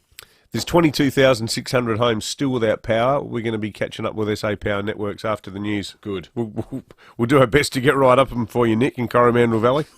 Nick had some thoughts. Love it. If you've got thoughts, you can share them. We love a good rant too. 8223 0000 text line, or jump on the Foodland Supermarkets Facebook and YouTube live stream. That's all coming up right after 5 to Blame News. Winter is almost over, and it's time to get ready for some huge electricity bills. I recommend getting in touch with NRG Solar now to help bring those power bills down, way down, with a solar battery. And NRG will show you how to do it sooner. Add value to your home with a battery that comes with a 10-year warranty and blackout protection that will save you thousands of dollars. All visible on a simple-to-use app. Visit nrgsolar.com.au to own a solar battery sooner. When it comes to blinds and curtains, always start with the 3 Bs. Bob Burns Blinds. They've been manufacturing blinds in Adelaide for over 60 years using the very best materials. With a keen eye for detail, innovation and style, from interior and exterior blinds to stunning shutters and curtains, including motorisation and security products, always start with the 3 Bs. Bob Burns Blinds. Visit the new showroom at 1239 South Road, St Mary's, or jump online at bobburnsblinds.com.au. This ad may have been written just for you, David. If you've got an ache or any ongoing pain, don't put off treatment. Get your body feeling right with Physio Extra. They have 6 locations, including their rehab centres in Marion and Nord. Might be ringing them straight after the show. Both facilities have great rehabilitation gyms with the latest equipment, and Marion also has a private hydrotherapy pool fitted out with lifters for safe and easy pool access. They've also got technology that you won't find outside of just a handful of major hospitals in Australia. Things like the Locomat and Armio robotic technology. Locomat, for example, assists individuals with mobility impairments, particularly people who have suffered from neurological injuries or conditions that affect the ability to walk. Armio is a similar device, but it benefits upper limb rehab for people who have suffered an injury, stroke, or have a neurological condition. This technology, together with highly trained professionals, makes Physio Extra the right choice for everything physio, Pilates, hydrotherapy, and more. Check out physioextra.com.au. Choosing appliances is a big call, so at Adelaide Appliance Gallery we do all the little things to make your big decision easier. Whether it's calling the manufacturer to answer tricky questions or arranging a demo so you know it's the one, we've got you. Plus, we always search far and wide to bring you the best offers in one place, like 10% off ASCO appliances plus a 10-year warranty. So make your life easier with Adelaide Appliance Gallery, Payneham Road, St Peters. 5AA Breakfast is streaming live right now. To watch, simply head to 5AA on Facebook or YouTube. This is Adelaide's 5AA. A shower or two and 19. With the 7:30 news, I'm Kendall Brettig. All you can eat salad and veg is back at the Paradise Hotel, Lower North East Road. Open 7 days. A car has crashed into a fallen tree at Morford Vale overnight. Emergency crews were called to States Road and Richards Road just before 10, where the Nissan SUV had ploughed into the tree. It had fallen onto power lines, knocking out power in the area. The 20-year-old driver wasn't injured.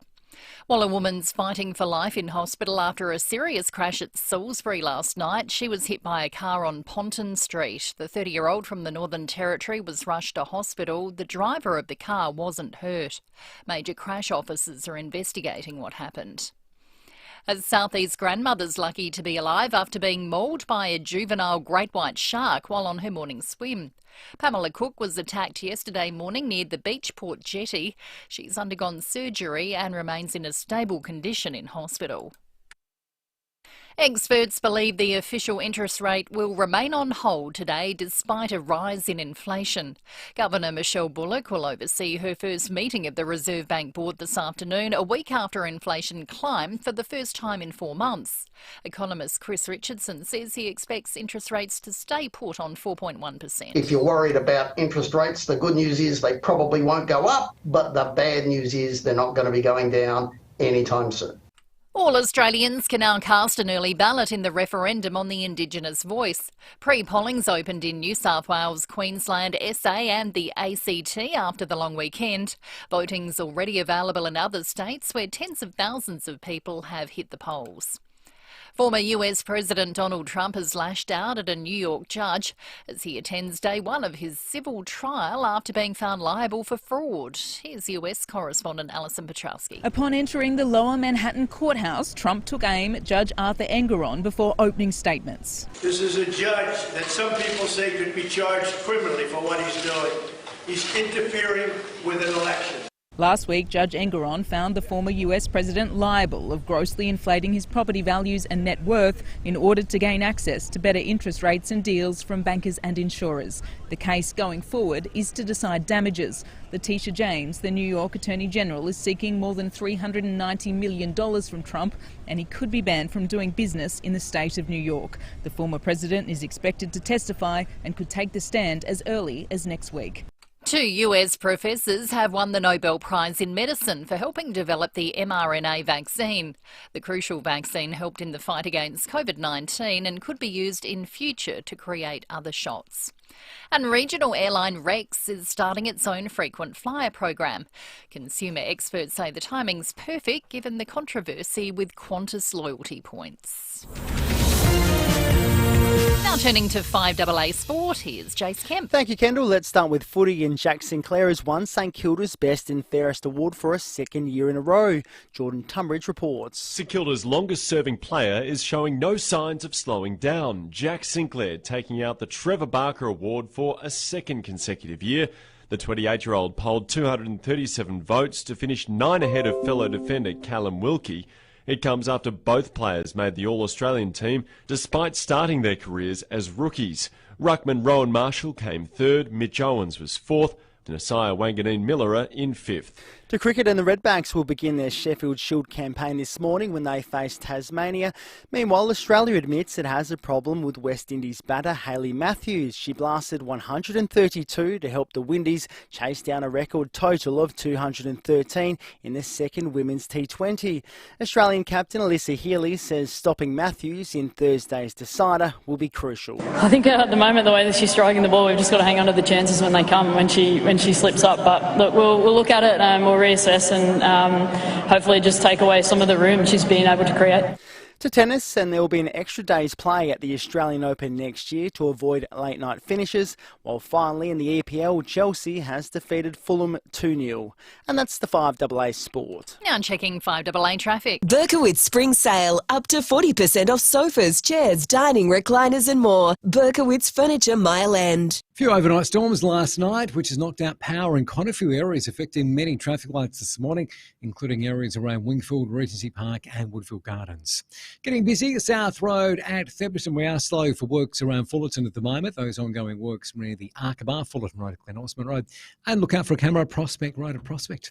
IKEA turns your home wish list into a checklist. Get inspired with new lower prices on over 1,000 products, from beds to sofas and everything in between, like sofa beds. Make it happen with IKEA. Adelaide's most accurate traffic on 5AA. When you've earned your dream bathroom, speak to Bathrooms by Design, Clovelly Park and Lonsdale. A shower or two and 19 today, showers tomorrow down to 16, cloudy on Thursday 18 and a possible shower Friday 19. At the moment 14. More news as it happens on 5AA. Breakfast on 5AA. David Penberthy and Will Goodings. Jobs, apprenticeships, traineeships and careers. Maxima can help. Learn more today at maxima.com.au. 24 minutes to 8. We're talking RBA meeting a little bit later today shortly. Our jury's coming up as well. But first, we're going to have a look at the power situation. 22,669 premises without power as we speak this morning following last night's storm activity. Big day and job ahead for SA Power Networks. Paul Roberts joins us. Paul, good morning to you. The majority of these outages, are they sort of trees down and so forth, or is it too early to say? Yeah, look, the majority is probably it's either a lightning strike on our equipment or lines, or a tree limb has come down. We saw about 45,000 lightning strikes between 8 and 11 yesterday evening, and we also had winds recorded up to 106 kilometres an hour or longer, so it's no wonder there's been a bit of damage to the network. Wow. Is there any sense yet, Paul, as to how long it's going to take to get the power back on? Well, it's going to take time. It's always hard to give you an accurate time because really until the crews get to the site of some of that kind of damage, particularly like a tree down, it's hard for them to give an accurate estimate. So we'll update people via our SMS service or on our website with details as we get crews to site, and we can tell them a more accurate restoration time. Currently, they would be mostly estimates. What's a bigger job, dealing with a lightning strike on equipment or a tree that's come down a line? Kind of probably depends a bit on what the lightning strike does, but usually it's a tree on a line because that's likely to also bring down or damage a stovey pole. It may mean a complete removal of the stovey, a new stovey in, new cross arms, maybe a transformer on the stovey, a street light, etc., and all the lines to be rewired. So that's usually the biggest job, and then, part of that is waiting for the tree to be cleared as well. So we'll be working really closely with the SES on that today. We'll make sure lines are safe so that the SES can remove trees, and we'll get to work on restoring power then. Hey, Paul, I know you've got a bit on your plate, but it would be remiss of me not to forward this question to you on behalf of our aggrieved listener, Nick. I'm not sure if you heard Nick earlier from Coromandel Valley, but he was involved with ETSA in its pre-privatised form. He was saying quite forcefully he thinks that the standard of service has fallen significantly with jobs being shared in maintenance and so forth since the ETSA days. Is that a fair assertion? No, it's actually really untrue. We've more than doubled the number of field crews we have working on the network across South Australia since privatisation. We are investing $300 million a year in maintenance of the network. Yesterday, what we did, for example, also is the way we manage resources. We had the forecast that there was potential for that thunderstorm. We stood crews down and we held people back, and they actually came on deck when the storm hit Adelaide. We're very careful in the way we plan our resources, but I can absolutely, utterly refute the idea that we've got less people. We've got far more than the old ETSA did in terms of distribution resources. We've also got access to external contractors and our own company, Interven, which does sort of commercial projects and will provide us with people when we need them to give us extra assistance. And, you know, with the crews work very hard. We've trained hundreds and hundreds of apprentices since I started. Since 2003, we've trained about 600 or 800 apprentices. We're a major employer in South Australia, and we have actually reduced the impact of outages on customers. So the actual average time for outages in South Australia has dropped from about 180 minutes to about 145, 150 minutes since that period. Spirit of defence, Paul. And well, I think sometimes people have these things. We're a monopoly, etc. But we're all South Australians too. We're all electricity customers, and we're run by South Australians and we all really care about what we do for the community. We see ourselves as an essential service. We care about the outcome for the community, and we try very hard to do as good a job as we can. And where we stuff up, we'll fess up and we'll fix it. No, it's a good response, and as I said, Nick was fired up about it, so we thought we'd give you a chance to address it. Good on you, Paul Roberts there from SA Power Networks. Thank you.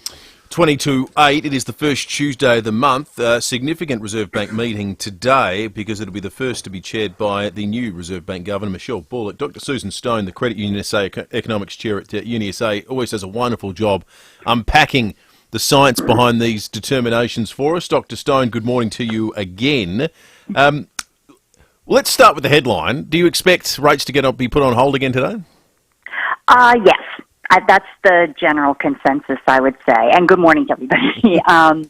It's pretty widely expected that they'll be on hold this month, but there will be some wording in the statement that follows, indicating that there may be future rate hikes in our future. Speaking of the statement that comes out afterwards, given that we've got a new Reserve Bank governor now, people sort of became Reserve Bank whisperers under Philip Lowe's sort of tenure. You'd go, the penultimate paragraph often points towards this, and we knew whether, there was the formula of words was whether a rate hike was likely in the future or that was, not so likely and so forth. Are we expecting the format or anything to change with a new governor, or will that remain similar to what we've always seen?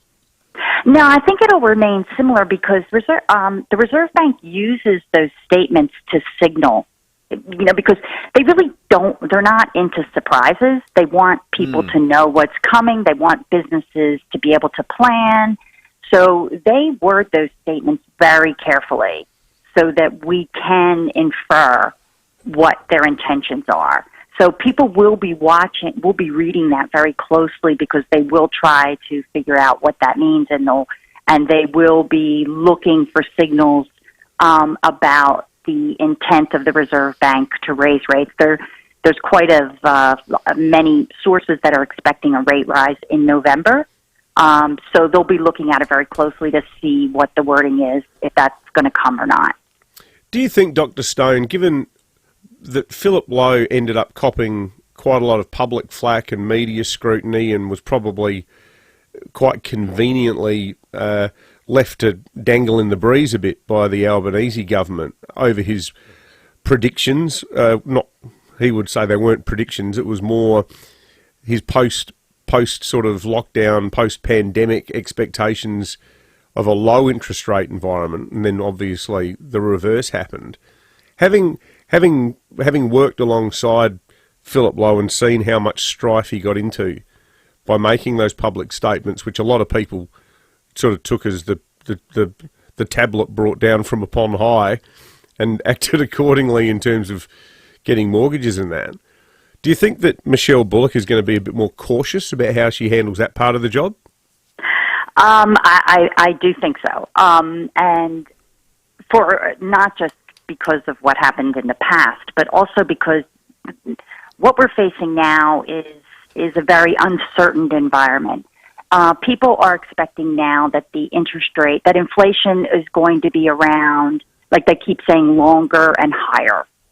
So there's anticipation that it'll be a longer time before we can bring the inflation back down to the 2 to 3% level that's generally considered to be good for the economy. There's a lot going on right now between uncertain energy markets. We've got the dollar, which is falling, which adds a bit of pressure because as long as the dollar's falling, that means import prices are rising, which creates a little bit more pressure on prices here at home.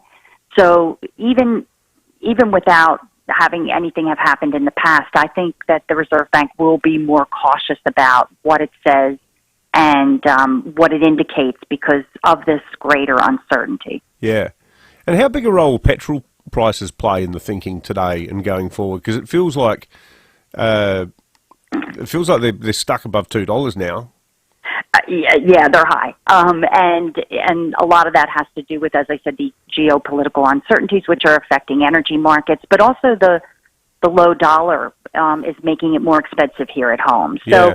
but, they're pretty volatile. Those markets tend to change pretty quickly. So I think that they'll consider that, but they'll also realize that this monthly change could reverse itself next month. So they'll keep an eye on it, but they'll also take it with a grain of salt, like how much it's going to change in future. Yeah.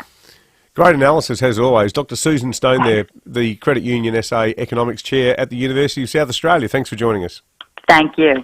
14 minutes to 8. It's a Tuesday morning. It's time for a jury. In the criminal justice system, all defendants are innocent until proven guilty, either by confession, plea bargain, or trial by jury. This is one of those trials. We've had, and we've spoken about it this morning, a shark attack in the southeast. 2 shark sightings already, very, very, very early in the beach season here on metropolitan waters. One bloke copped a 4-metre great white up the back of his kayak in Coffin Bay. That'd focus the mind, wouldn't it? That would really focus the mind. You know what I can't... I've got mates down Aldinga Select who go fishing from their kayaks. Nah. And like the idea of leaning over with your rod, pulling in a lure, because you've got a squid, like sharks like to eat squid. So you're at face level to the water, going, shh, come here, squiddy. Like, what are the chances of sharks following it? There's even a part near Selix that all the locals call Shark Bay. Yeah. Now, my first question is, why is it called Shark Bay? I wouldn't want to go out and find out whether that is an accurate descriptor or not. I'd be happy if that and just be urban legend. They sell squid at Samtas. Yes. It's cheap. It's excellent too. Good You quality. can get it in its natural state, or you can even get it chopped up into rings if you don't like peeling them. Yeah, some people think face-to-face with a shark is their idea of fun, I guess, but that's them. That's not me. We're asking you about sharks this morning. It's a debate that's raged in other parts of Australia. But given the large number of sharks we've seen early in the swim season, is it time to net metropolitan beaches in Adelaide? Well, there's a huge debate in WA, they kill them. Yes. They shoot them. Yeah. But the netting debate is massive in the eastern states. A lot of the beaches in Sydney are netted. Environmentalists say it's terrible. Not only can sharks get caught in nets, other fish get caught in them as well. But, there's big history of shark attacks in Sydney as well, which means a lot of people go, no, net the beaches. Net or not net? Net or not net? Net or net? Net or net was what we suggested during the break. You're not allowed to broadcast in other languages. It's against the rules. No, it's against the rules. If you unless you're translating it. Yeah, that's right. Or if you're a real special license as a multicultural broadcaster. Yeah, right. Okay. I was going to say, how does Radio EBI get away with it? Yeah, that's right. They've been doing it for years. But yeah, you can't. So we couldn't go with net or net. How does Rowie get away with some of his calls? Well, it's not another Swahili. language. I'm not sure that is a recognised language, a lot of what he comes out with.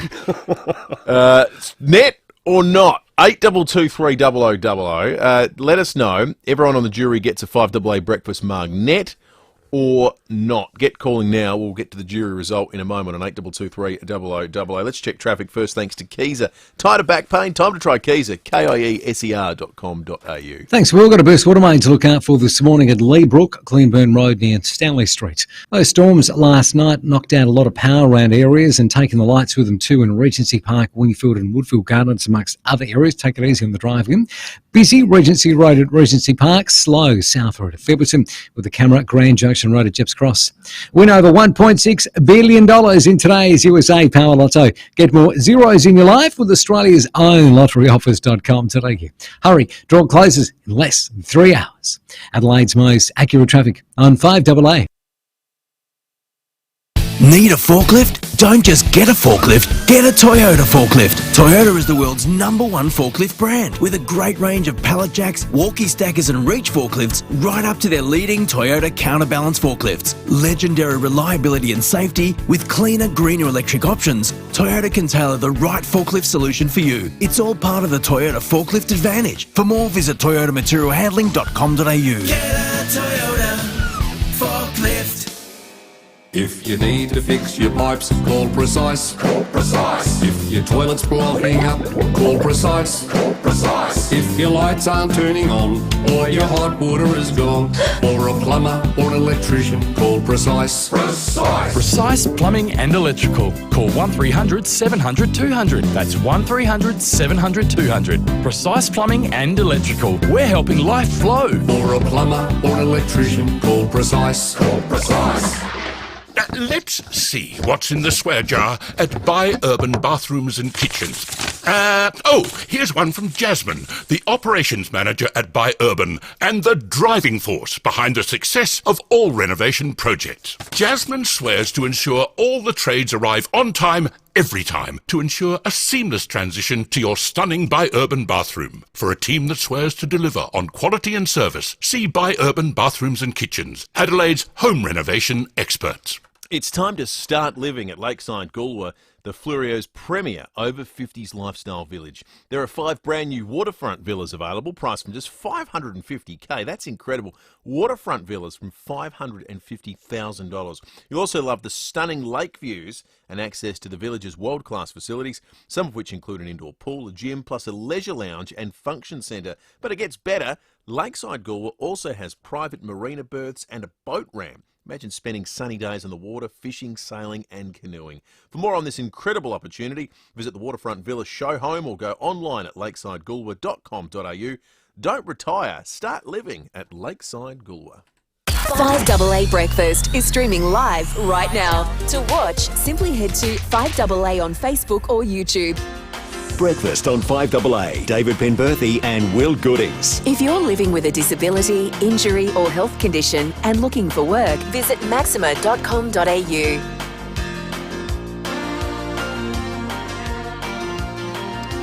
8 to 8. Jeanette in Selleck Beach has punched a hole in the Shark Bay theory. Jeanette says, my husband's walking our kelpie at Shark Bay as we speak. He can run free as it's very quiet around there. Never been a shark sighting there that I know of. Why is it called Shark Bay? More likely to be Port Wollonga.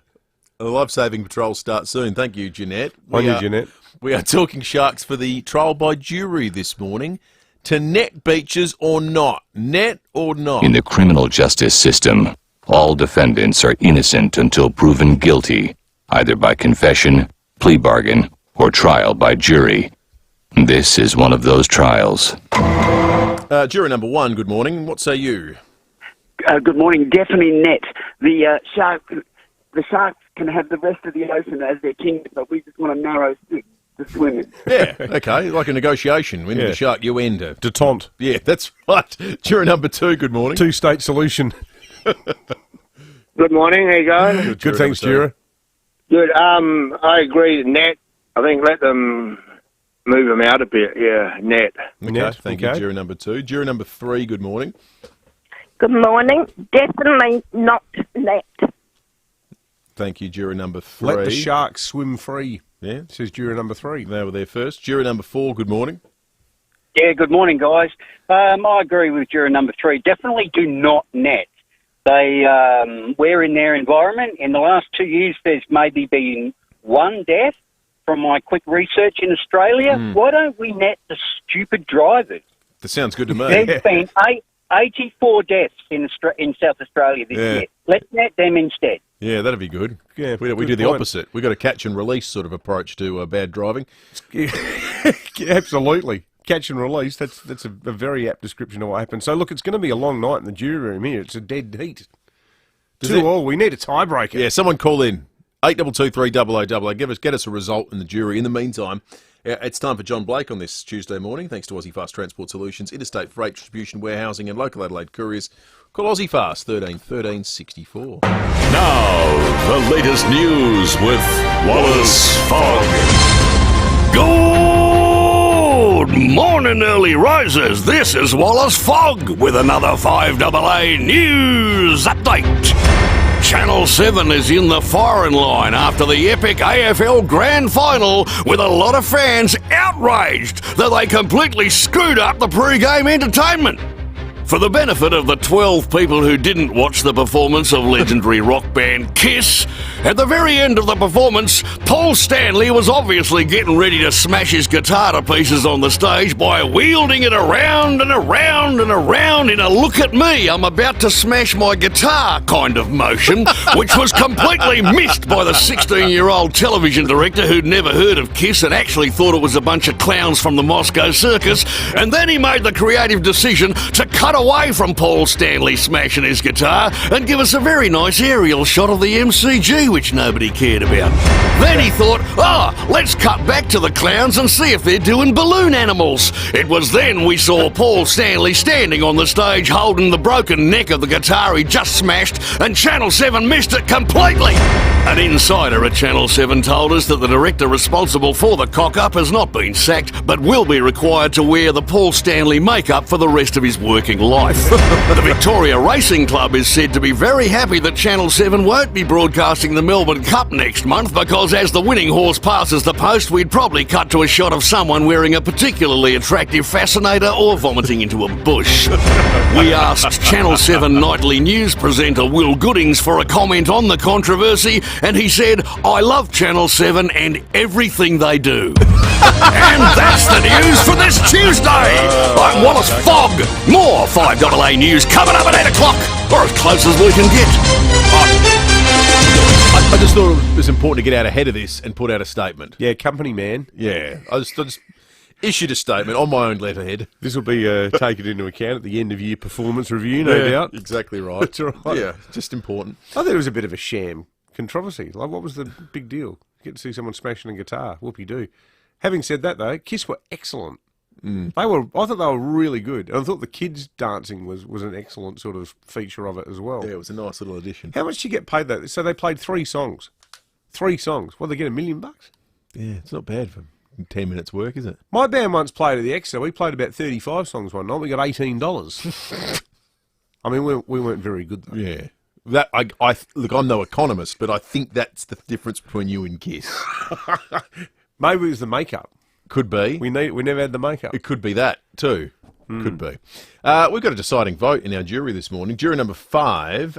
You can decide this for us because it's a 2-2 tie. Those in the camp of net our beaches and those in the camp of not netting. Jury number 5, what say you? Definitely net. Okay. Ooh, okay. Net it is. Got that, Sharks. Net defeats Niet and the netted beaches. It does seem to have some popular support. Logistically, how do you net South Australia's that's the problem, beaches? Isn't it? I mean, mentioning Sellex before, Sellex to Maslan's, that's about, what, 20 Ks? You'd have to do it. It's like Donald Trump's wall. You could do it between boat ramps. Not 20 maybe Ks. sort of Glenelg, West Beach sort of area. I suppose you net areas. Like the way the nets work in Sydney, there'll be like a horseshoe shape where the net is. Coming into the coastline. Yeah, interesting. Fascinating result in the jury this morning. All right, it's 2-8. We're going to take a break. Breaking at 8 is not too far away. Also coming up next hour, the Movie Bowl. And we're going to chat with someone who was inside the Sphere for its grand opening performance in Las Vegas over the weekend. That's all ahead on 5AA Breakfast. Speak with One Solution and they'll tell you cybercrime is not a big business problem, a government problem, or a small enterprise problem. It's everyone's problem. Ransomware, malware, and adware remain the #1 threat. One call to One Solution will put your business in a safe place. It's the smartest, most cost-effective business decision you'll ever make.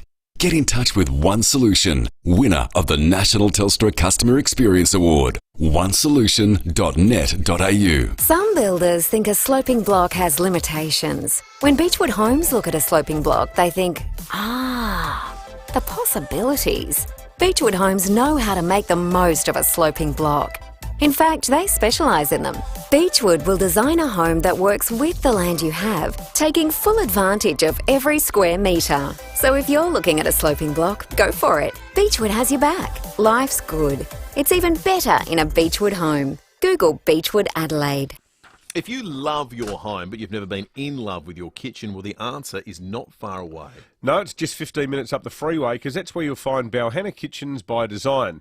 It boasts the largest kitchen design showroom in the Adelaide Hills, plus it's a family business with 35 years' experience, so they care about taking care of you. And their expertise goes further than kitchens. They can create laundries, linen cupboards, robes and vanities, plus all cabinet installations are backed by a 10-year warranty. Balhanna Kitchens by Design, it's not too far to go to make your dream kitchen a reality. Check out their website, balhannakitchens.com.au. Over 60,000 Adelaide homes have said yes to saving money on their energy bills with Yes, your energy saving solutions. What's keeping you? Did you know that you might be eligible for a rebate on a new appliance like a dryer or fridge? You might even qualify for a purchase you've already made. Just visit the Yes website for a list of appliances and the size of the cashback available. For T's and C's on this unbeatable offer from your energy saving solutions, go to yes.net.au. That's yes.net.au. Online, on DAB Digital Radio and on 1395 AM. Talking Adelaide. This is Adelaide's 5AA. A shower or two and 19. With the 8 o'clock news, I'm Kendall Brettick. All you can eat salad and veg is back at the Paradise Hotel, Lower North East Road. Open 7 days. SA Power Networks is working to restore power to almost 23,000 homes and businesses this morning. Powerful thunderstorms rolled across the city around 9:30 last night, bringing down trees and power lines. Paul Roberts from SAPN has told David and Will it's been a busy night. We saw about 45,000 lightning strikes between 8 and 11 yesterday evening. And we also had winds recorded up to 106 kilometres an hour or longer, so it's no wonder there's been a bit of damage to the network. Well, a 20-year-old man is lucky to have walked away uninjured after a crash at Morford Vale last night. His car ran into a fallen tree on States and Richards roads. The tree had fallen onto power lines, knocking out power to the area, including streetlights. The road has since reopened. And a pedestrian was hit by a car at Salisbury last night, leaving her with critical injuries. The 30-year-old from the Northern Territory was crossing Ponton Street just after 8 when she was struck. The driver of the Nissan, a 42-year-old Salisbury man, wasn't injured and is helping police with their inquiries.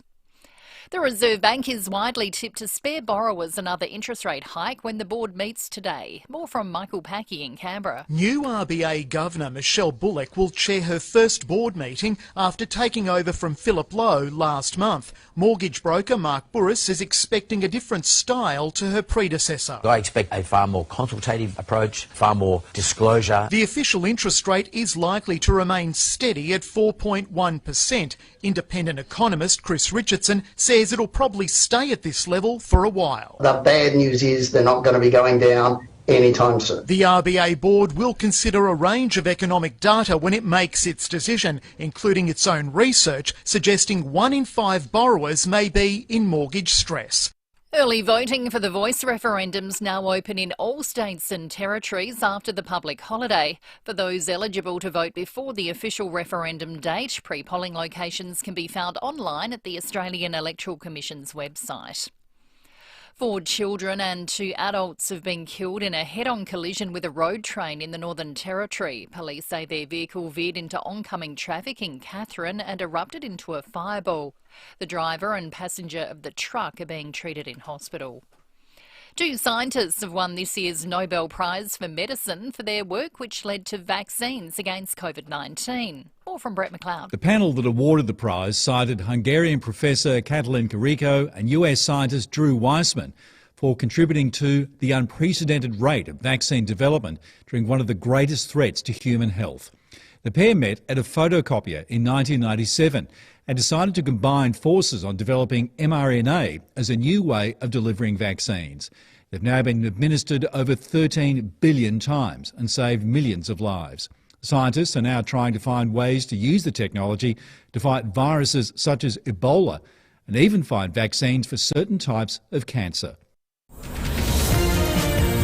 Now turning to 5AA Sport, here's Jace Kemp. Thank you, Kendall. The Australian Open is expanding to a 15-day event to bring the tournament in line with the French Open. Commentator Todd Woodbridge says the change will avoid late-night finishes. What this alleviates is that the day session at the Australian Open has always had 3 matches. Now we only have 2, and you'll have 2 night matches. So you don't have the overrun going into the evening where we start late. So it takes that pressure away from everything like that. To footy and Collingwood coach Craig McRae says the key to success is the club's balance when it comes to training. He's told AFL 360 it's important to know when to switch off. We go and train and then we have these moments where resets, run off, relax, take a breath. Like the wicketkeeper can't do 90 overs, standing at the stumps just so intense. You've got to be able to switch on and off. And so we work really hard to allow us to match day to be relaxed.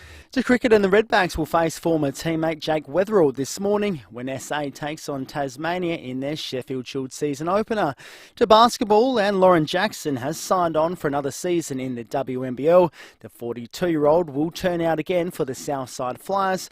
Well, finally, Chelsea has defeated Fulham 2-0 in the EPL match at Craven Cottage. And that's the 5AA Sport. Now to the traffic. Berkowitz Spring Sale. Up to 40% off sofas, chairs, dining, recliners and more. Berkowitz Furniture Mile End. We've got power outages due to those storms last night affecting lots of traffic lights around the areas, including Wingfield, Woodville Gardens and Rosewater, amongst others, so take it easy on the drive in. Lee Brook, Burst, Watermain, Glenburn Road near Stanley Street. Slow going, Brighton Road at Glenorg East. Really busy, South Road at Theberton, no surprises there. And for more great deals you didn't see coming from Telstra, get in-store or online now. Visit telstra.com.au for more information today. T's and C's apply. Adelaide's most accurate traffic on 5AA. When you've earned your dream bathroom, speak to Bathrooms by Design, Clovelly Park and Lonsdale. A shower or two and 19 today, showers tomorrow down to 16, cloudy on Thursday 18 and a possible shower Friday 19. At the moment 15. More news as it happens on 5AA. I'm on top of the world, hey.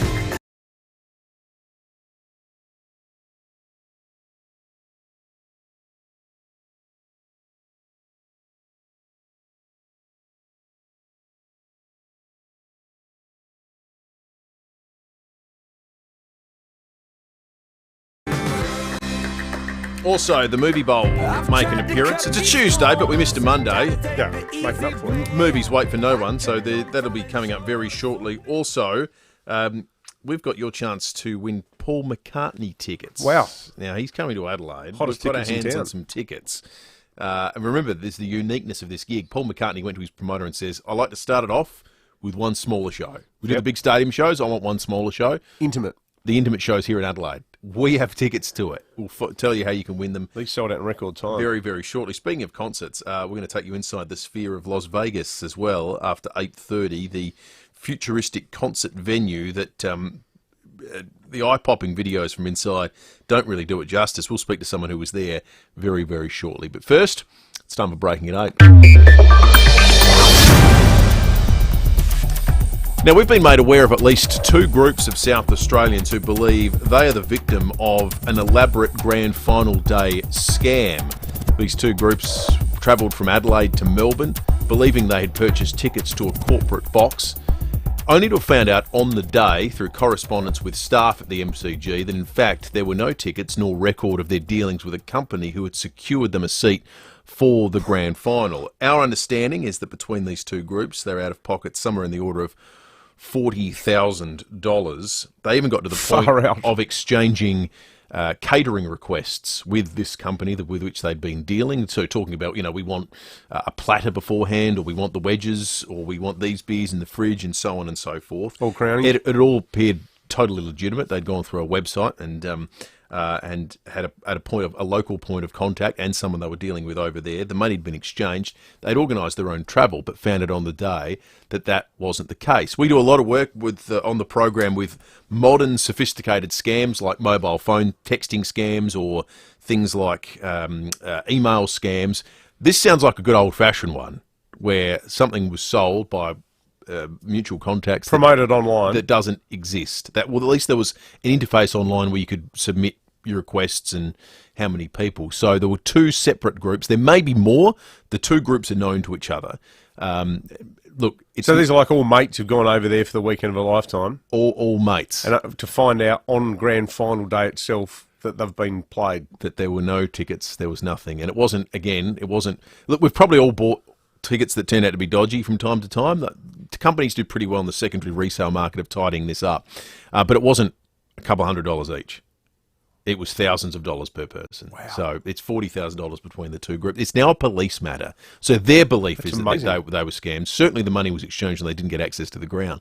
There'll be more to come on that story. We're in contact with those groups, and as that progresses, we will have more information for you on 5AA Breakfast.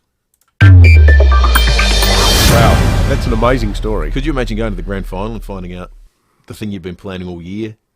God, 40 grand. $40,000. That's like an overseas holiday. That's a really good overseas holiday. Jeez. I just met the disappointment, the sort of the disbelief. I bet we've got people that have bought tickets to events before that turned out not to be what they'd expected. I think, like, if you, what's that? Is it FIVEAA? Is that dodgy website? The secondary resale. Yeah, I did a Google search years ago when Public Enemy were playing. It was my first wedding anniversary, and I bought tickets for us to go. And I did a Google search, and it said the concert's sold out. And I'm like, oh, really? It wasn't sold out.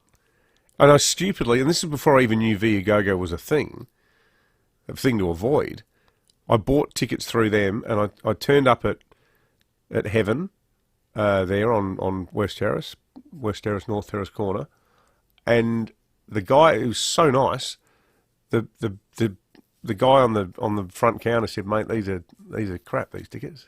I said, "What do you mean?" I said, "I bought them from this website FIVEAA." It said it's sold out. He said, "It's not sold out." Oh, you're kidding! He said, found out at the door. Yeah. And I said, "God, I bought them for my wife for our wedding anniversary, our first wedding anniversary." And he said, "I'll let you in." But oh wow, he was really nice about it. But he said, "Can I have those tickets?" And we're going to follow it up. But he said there were a few that night. If anyone else out there had a dodgy ticket experience, give us a call, 8223 But those poor blokes in Melbourne, crikey. My understanding is that those secondary resale sites have gotten better in recent years. Yeah, yeah. I think it's less cowboyish than it was, but still, it can happen. But this sounds like it was pretty sophisticated. All right, let's have a look at some of the other stories knocking around this morning. 23,175 premises without power as we speak. That number hasn't come down significantly in the last 2 hours. It was around that mark, maybe slightly higher at about 6 a.m. this morning, but still, huge number of Adelaideans waking up this morning without power on account of the lightning last night. Paul Roberts from SA Power Networks told us a short time ago it's likely one of two things: lightning strikes that have disrupted power distribution, or trees and foliage that have come down and stuffed up the lines and so forth. It's already led to a crash on our roads. Here's Kate Dawson from SAPOL. This was about 9:50 p.m. last night. Emergency services were called to the Morphevale area after a Nissan SUV that had been travelling north on States Road crashed into a large gum tree that had been brought down across the road during the storm. But the tree also brought down power lines and street lights, as it had been pitch black in the area prior to the crash, so the poor old driver didn't see it. The driver was a 20-year-old Onkaparinka Hills man. He wasn't injured, but the road was blocked all night while crews from SES and SA Power Networks worked to remove the tree, the car, and restore the fallen power lines. So the scene's only just been cleared, and the road was reopened about 6 o'clock. So be wary out in the roads. There's going to be a few things. We had a great call earlier from someone who had experienced a trampoline, a significantly large trampoline in Christie's Beach, blowing over the fence from nearby into their backyard. From Mary in Christie's Beach. Mary. If you've lost a trampoline, folks, in the Christie's Beach area, Mary's your woman. She's got it. In her backyard, in a lovely backyard there in Christie's. Had some reports of trees down as well. If you see anything, do text us on the Duttons text line, or you can call us on 8223 0000. The Duttons text line, thanks to great people at Duttons for unrivaled choice with 10 vehicle brands in the Hills and Murray Bridge. Duttons, easy to do business with. Judith has called into the program. Morning, Judith. Good morning, David and Will. How are you? Very Good, well. thanks, Judith. Just a bit angry here. We're elderly people, and during COVID, etc., last voting, we asked for pre-postal votes. So my husband got a text to say that we were going to get pre-postal votes for the yes-no vote, which we're sick of hearing about. But anyway, we got our voting certificates, and I'm rather annoyed. I thought voting was supposed to be private and confidential. On my paper that I have in front of me, it has our name and address and phone number, which is fair enough. We do our vote, but we have to have 2 witnesses' signatures on this voting, which they have to put their daytime phone number, and they have to put their category of what they are.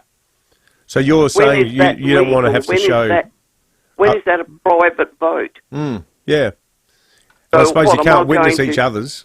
Am I going to front up... Now, I'm not going to do this, but I'm going to front up instead to my local area where I have to vote. So does that mean when I go in, I get my name crossed off, I get my voting form, and I've got to have someone with a machine gun or something standing there to witness my voting? Well, I don't think anyone's going to have a machine gun, but... Well, it sounds pretty stupid to me. Why? This is supposed to be private and confidential, your voting. This is making it totally not that when I've got to get other signatures. Do they decide we're not capable of doing this voting or what? Have you postal voted at a general election before, Judith? Yes.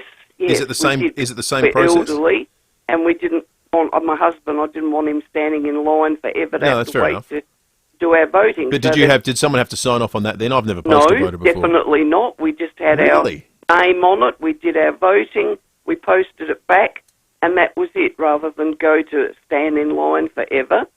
And so when we got this, I thought, okay, we've got our voting. That's good. We can do that and not have to line up again.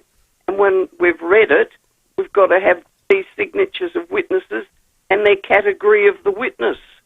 Yeah, right. That sounds peculiar. You don't have to do it I would have thought the rules are exactly the same for a postal vote at a general election as they would be at a referendum. Sue in Henley makes a good point, talking earlier as we were about how if you don't vote, you get a $20 fine. She says the $20 fine sounds like bugger all, but if you don't pay the fine in the first instance, it ends up a lot more.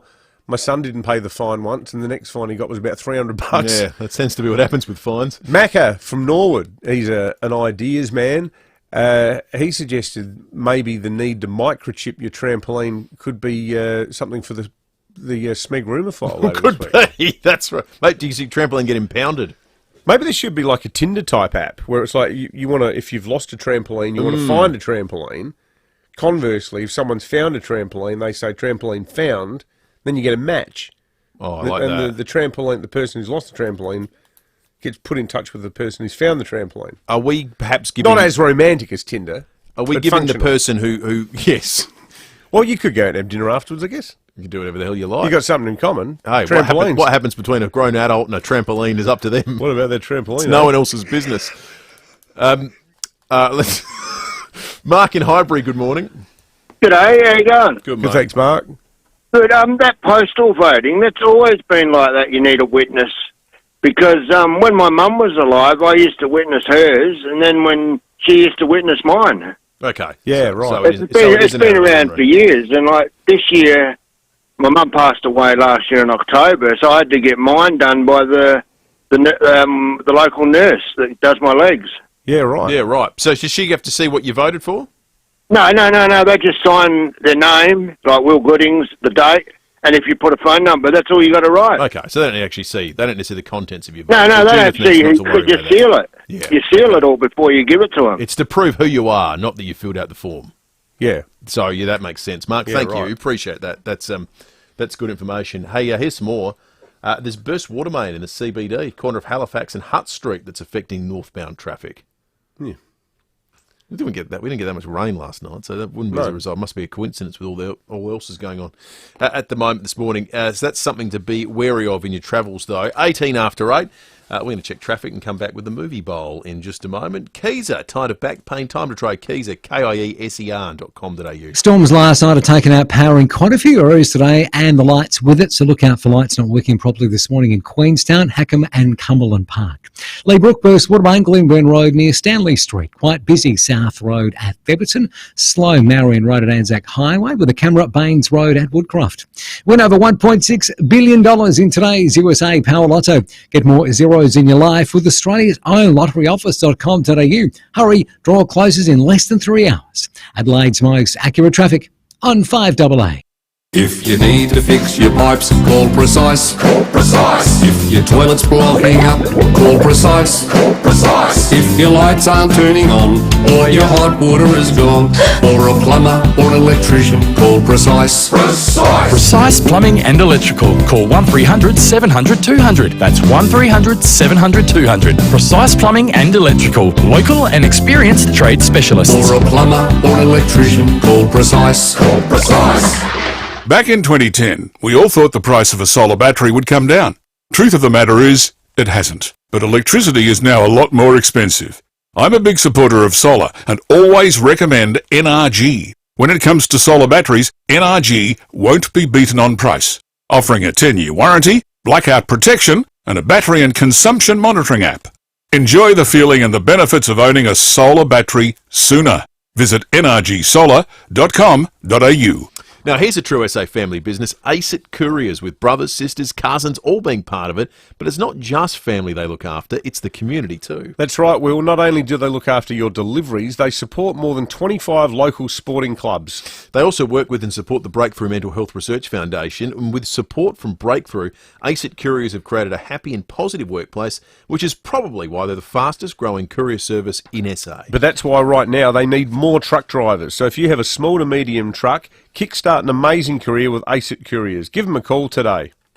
When it comes to blinds and curtains, always start with the 3 Bs. Bob Burns Blinds. They've been manufacturing blinds in Adelaide for over 60 years using the very best materials. With a keen eye for detail, innovation and style, from interior and exterior blinds to stunning shutters and curtains, including motorisation and security products, always start with the 3 Bs. Bob Burns Blinds. Visit the new showroom at 1239 South Road, St Mary's, or jump online at bobburnsblinds.com.au. For nearly 40 years, no one has done certified used cars quite like Steinborner Automotive, with dedicated yards including SA's best range of commercials loaded and ready to go, including SA's only dedicated small car and SUV centre, and SA's only large SUV and 4x4 centre suited for any lifestyle. Steinborner still also has the best range of Commodores, from ZBs to the collectibles. View all late model used vehicles at steinborner.com.au. Steinborner Automotive. It's well worth a trip. Rosanna Mangiarelli here from 7 News. Join me and Will Goodings for Adelaide's leading news hour, 7 News, tonight at 6 o'clock. Breakfast on 5AA. David Penberthy and Will Goodings. Jobs, apprenticeships, traineeships and careers. Maxima can help. Learn more today at maxima.com.au. 22 minutes after 8. Behind closed doors, still to come. We're also going to take you inside the world's most revolutionary and new concert venue, the FIVEAA in Las Vegas. We're going to chat with someone who was there at the very first concert. This was attended by the biggest stars in the United States as well. The biggest names in entertainment and music turned up. And one very lucky person who we're going to chat with after 8:30 today. Right now, it's time to talk movies.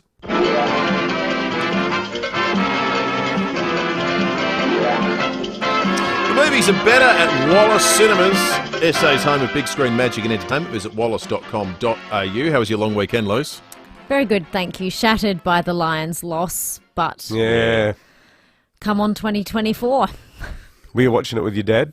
I wasn't actually. I was sitting there in his old Guernsey, though, and I had to remove it immediately after the siren. It's a great jumper.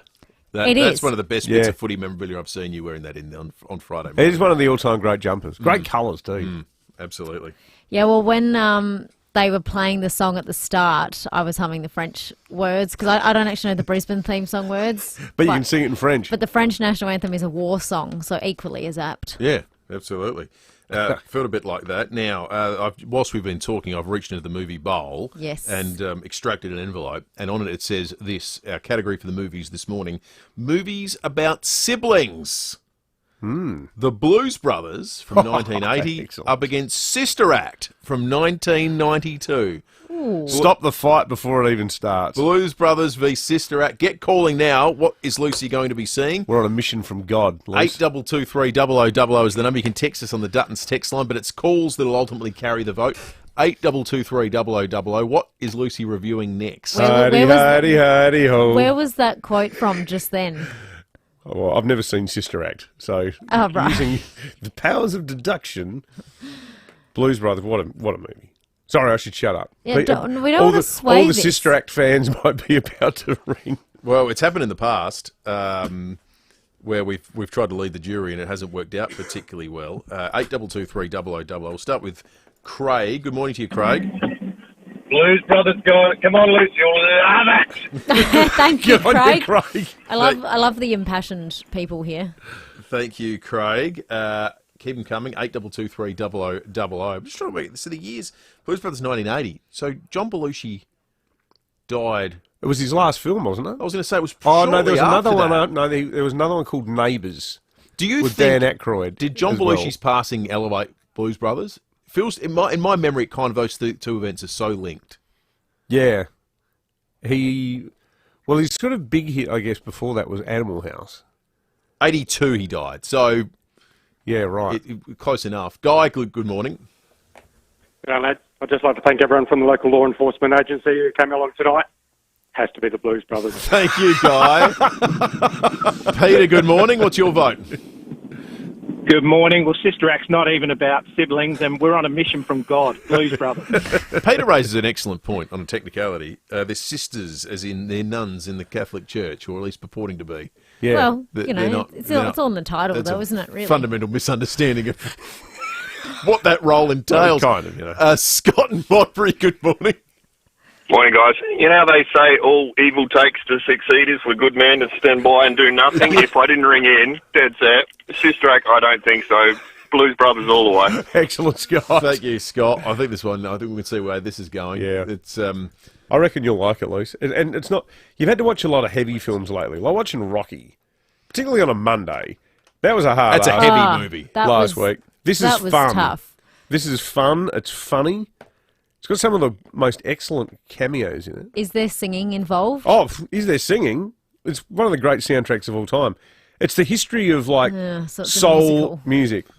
Aretha Franklin's in it, playing a waitress. So you didn't want when you asked that question, you were hoping there wasn't music. I'm not massive on musicals. Okay. Oh no, it's not a musical. It's not like one of those naff films where it's like and you see the characters looking at each other and.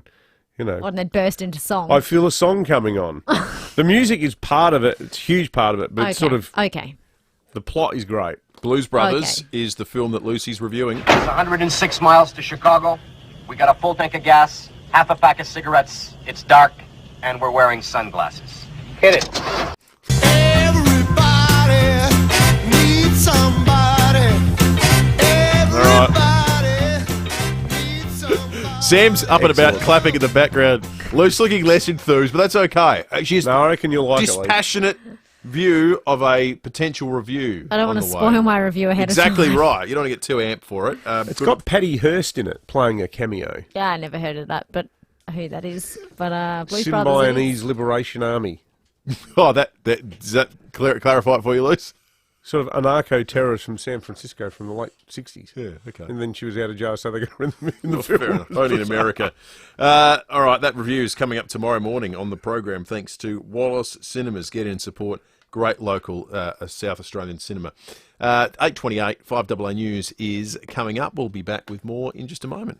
We're with Bronte Manuel from Toop and Toop. I'm sure you get this question every day, but how's the market? Record low stock levels combined with really healthy buyer activity means we're continuing to achieve strong results for our clients. Oh, that's interesting, especially given some of the stuff we keep hearing about living costs. Where's that buyer demand coming from? Plenty of people are moving here from overseas, but the big change is interstate migration, with more and more people moving to Adelaide from other states. So I'm guessing you don't expect prices to drop anytime soon then? Adelaide's annual home values have dropped only twice in 42 years. So history tells us it's extremely unlikely Adelaide house prices are about to decrease. To find out the value of your home, go to toop.com.au.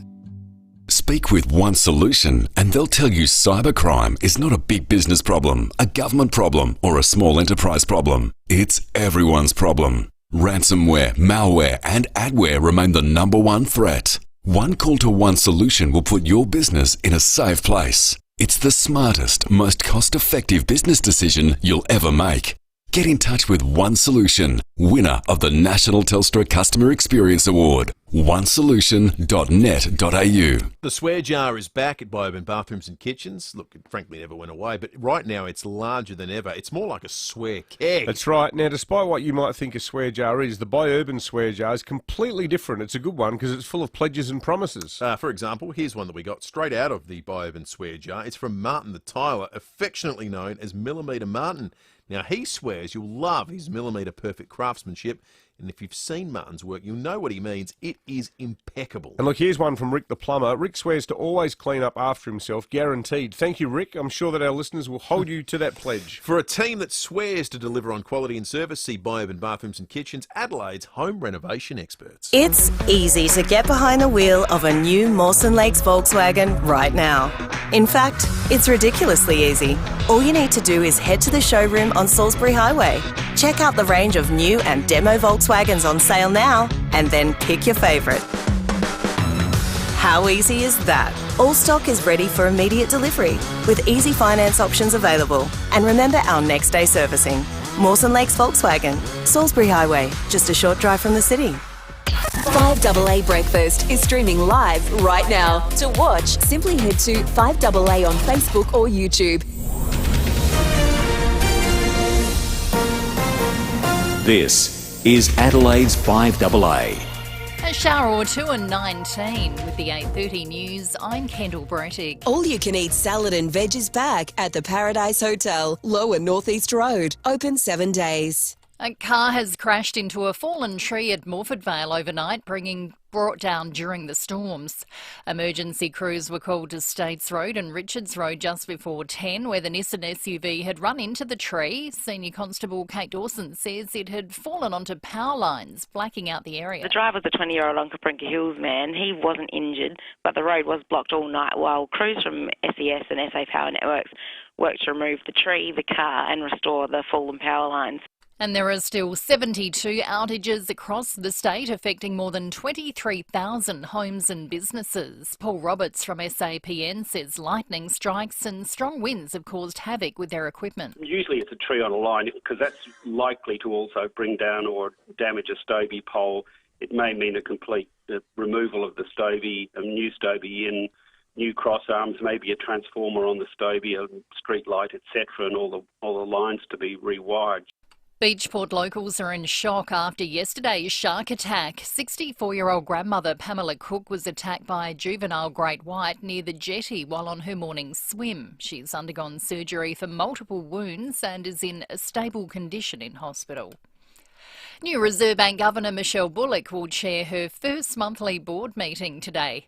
Australia's central bank is expected to look through a spike in the latest inflation numbers and likely keep interest rates on hold. But complicating the picture is an uptick in house prices, suggesting previous rate hikes haven't done enough to subdue the market. Early voting's now open across the country ahead of the October 14 Voice referendum. Opinion polls suggest most Australians don't believe the advisory body should be enshrined in the Constitution. But Voice advocate Noel Pearson says that would be a mistake. Without a constant voice in the ear of the government and parliament of the day, the myriad of issues that need to be tackled won't be in the consciousness of the decision makers and the people who are allocating funding from Canberra. A teenager's been charged, accused of setting another man on fire at an event on the Victorian-New South Wales border. Max White reports. Emergency services were called to the Deniliquin Ute muster following reports a man had been set alight in the camping area. When they arrived, they found the 22-year-old with significant facial burns. He's been airlifted to hospital in Victoria, where he remains in a serious condition. Police in Wagga Wagga have now arrested an 18-year-old man. He's been charged with grievous bodily harm by the use of corrosive fluid, reckless grievous bodily harm and assault occasioning actual bodily harm. The teenager has been granted strict conditional bail to face court next month. Northern Territory Police are working to formally identify the 6 people killed in a fiery collision with a road train on a single-lane highway. Police say their car veered into oncoming traffic, hit the truck and erupted into a fireball. The road train rolled. The driver and passenger managed to escape before the cabin caught alight. Donald Trump has described his civil fraud case as a scam when arriving on day one of the New York trial. He's accused of falsifying financial statements between 2011 and 2021, deceiving banks and insurers. It's a disgraceful trial put forward by an attorney general who's corrupt. We have murders going all over the city, all over the state at a record level. It's an epidemic, and they waste their time on this. Now turning to 5AA Sport, here's Jace Kemp. Thank you, Kendall. We'll start with footy, and Collingwood coach Craig McRae says the club's culture and sense of fun are the two key elements to its success. He's told Fox Footy he's instilled in the players the importance of enjoying themselves. I've seen a number of years developing players that they leave the game with a bit of taste in their mouth.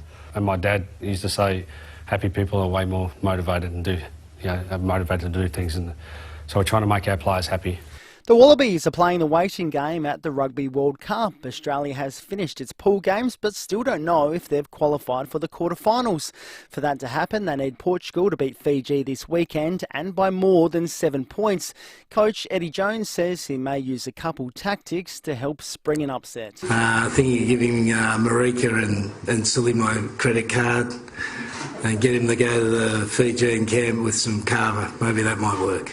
In the Premier League, Chelsea has beaten Fulham 2-0, both goals coming in the space of just 2 minutes in the first half, and the Australian Tennis Open is stretching out to 15 days.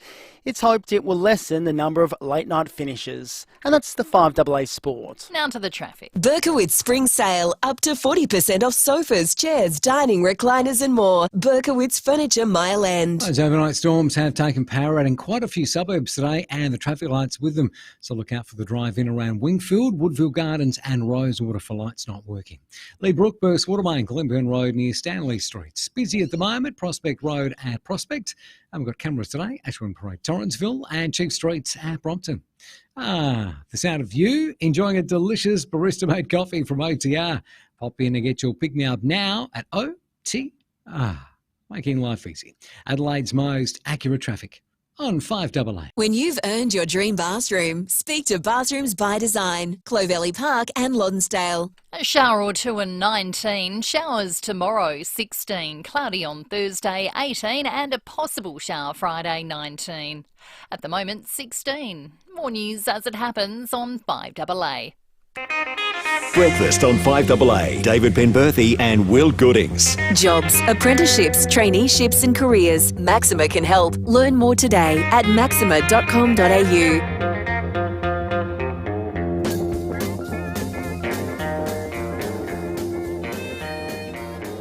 23 minutes to 9 o'clock, behind closed doors, not too far away. The other thing we've got coming up before 9 is your chance to win tickets to see Paul McCartney in the Got Back tour at the Adelaide Entertainment Centre Wednesday, October 18. It's only 2 weeks away, presented by Frontier Touring. We've got 2 A reserve tickets. These are valued at over $800. Wow. All you need to do is listen out in the next, 23 minutes or so. We're going to be playing a little snippet of Paul McCartney. If you identify it, be the first caller through on 8223 0055. You go on the short list to be drawn out at a later date. That is going to be one hell of an experience. There was a pretty unique concert experience that took place a fair way away from the Entertainment Centre in Adelaide over the weekend. It was the opening of the most unique building on planet Earth, the FIVEAA, a $2.3 billion purpose-built concert venue in Las Vegas. People, you may have seen images of the outside of this thing because it looks incredible. It is in and of itself essentially one giant screen, 112 metres tall, 157 metres wide. The outside of it has been all manner of projection and thing that's generally themed some way in high definition. It looks extraordinary. What's inside is more amazing. U2 are playing a residency there, a 25-show residency for the 18,600 seats inside. And the inside of this needs to be seen to be believed. You'll see videos on social media, but I imagine there's nothing like being there, which is precisely what our next guest did over the weekend. One of the first handful of people on planet Earth to go inside this venue. Serene, good morning to you and welcome to 5AA Breakfast in Adelaide.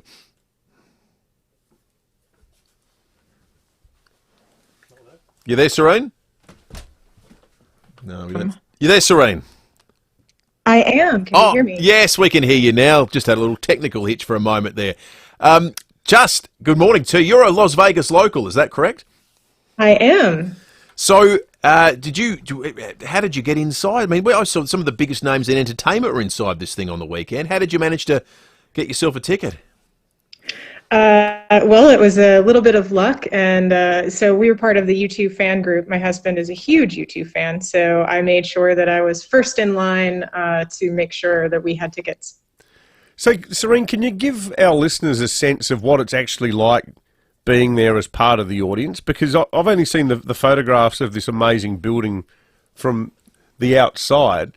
How high up are you in the centre? And how are the seats configured? Because it's hard to sort of wrap your head around it. So we were actually seated in the second row, very close to the floor. So right on level with the band itself. But they go all the way right up to the very top. And if you can imagine one of those old school dome IMAX theaters, that they used to, the old school IMAX theaters that were all the way from the bottom to the top. I think they still have one in Melbourne. That's how it's configured inside. So is it, I mean, where do you look? It must be overwhelming to have, this essentially almost 360 degrees of vision of stuff to look at. Yeah, it is a bit overwhelming. And the very cool thing is, even though we were right on eye level with the band, there was so much to look at. Like every seat is designed to have a perfect view of the images. So you no matter where you're looking, the view is perfect. Oh, wow. I read a review in Rolling Stone magazine this morning from a music journalist who made the point that going to a venue like that where it's purpose-built, forget the visuals, which is obviously a huge and unique feature, but the sound quality was like nothing they'd ever heard before. Was that noticeable to you as and your husband as a diehard U2 fan? Absolutely. So we go to a lot of concerts, and I'm old. I'm over 45, and I always have to wear earplugs now for concerts. We didn't need them. The sound was perfect. It wasn't overly loud. It was so well tuned that we got through the entire concert with just our ears weren't ringing. It was just so well clarified. I tell you what, being a Las Vegas local, you must be spoilt for choice, liking concerts. Oh, absolutely. Yes. Not like us here in little old Adelaide. We get excited if Taylor Swift comes once every 5 years. What's this? I've seen the aerial shots, Serene, of the building. Where is it situated in the strip? Is it on the strip? And does it? I mean, it must almost stop traffic because it's such a peculiar thing to look at. It's just off the strip, so it's behind the Venetian, and it's next to the Venetian and the Wynn, kind of, and it absolutely stops traffic. So thankfully, it is not on the strip, but there's no parking for it, so there's no parking garage around it. It's designed for people to just park around it and see the full show. It's about 15 minutes on a loop, kind of, and then different shows throughout the day that it does. Right, that's on the outside. Oh, yeah. How extraordinary. Is the pricing markedly higher than other normal concerts? Like, does it come at a bit of a premium, Serene? So the face value tickets for U2 for the lowest price was around $160, and the highest price tickets were around $450. Now the resale tickets were obviously much more.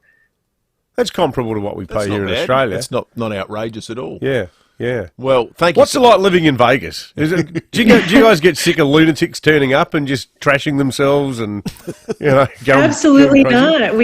I love living here. I'm from New York City, which was supposed to be the city that never sleeps, but this is. And people are always happy to come here, and when they're not happy, they leave. So it's a great city. It must be a fun place to be. That sounds excellent. Hey, good on you, Serene. Lovely chatting to you. Serene Heather Wren's there from Vegas. It's honestly worth checking out. Vegas, baby. The Sphere. It is some of the most remarkable visuals you'll ever see. It does look excellent. Imagine being wrapped inside the biggest super screen at a football stadium you've ever seen in your life. Except it's all around you. It's the roof. It's the walls. It's one of those things everywhere. that looks a bit like the Guggenheim in Bilbao. Like, it's one of those things you just look at it and you go, what the hell is that? When I first saw pictures of it, when they first turned it on, I thought, well, this is just one of those stupid tricked up. You know, you can't trust anything on the internet these days. It's all, painted by AI or someone's cleverly done something on Photoshop. It looks so alien and very different. But yeah, some great imagery. And if you want to advertise on it for a week, you'll plug your local business. It's $650,000 for a week's advertising on the side of it. It's quite a lot of money. Yeah, it's rarefied air in the advertising space. Hey, Michelle's texted in on the Dutton's text line. I mentioned before FIVEAA off the back of today's breaking at 8 about the groups of blokes getting ripped off over the weekend at the AFL Grand Final. Michelle says, don't talk about FIVEAA to me. We were ripped off by these rogues when we were buying tickets for Neil Diamond a few years ago. They charged us way over the ticket cost after thinking we'd paid the advertised price. We did eventually get our money back as the poor man has Parkinson's and the concert was cancelled. Dodgy as. It is completely dodgy. Thank you, Michelle. I don't know how you stop that practice of people getting in early, buying tickets and then reselling them at an uptick. Did the law get through in Australia about the maximum resale price increase? It's 10%, is it? I reckon it was when Leon Bignell was the minister. Yeah. In the dying days of the Wetherell government. I think it was Biggles who did it. For some reason that 10% figure stays in my head, which is not an unreasonable amount to pay. But people buying $150 tickets and then the next day selling them for $1,500 was just dodgy, ludicrous. 14 minutes to 9. We're going to go behind closed doors shortly, but first let's check traffic. Thanks to Keezer. You're tired of back pain? Time to try Keezer.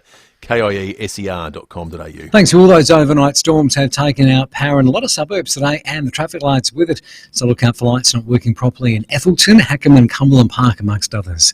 Lee Brook, your West Water Main slowing things up today. Glenburn Road near Stanley Street, quite slow at the moment. South Road at Theberton, quite busy. Regency Road at Regency Park with a camera. Happy Valley Road at Happy Valley.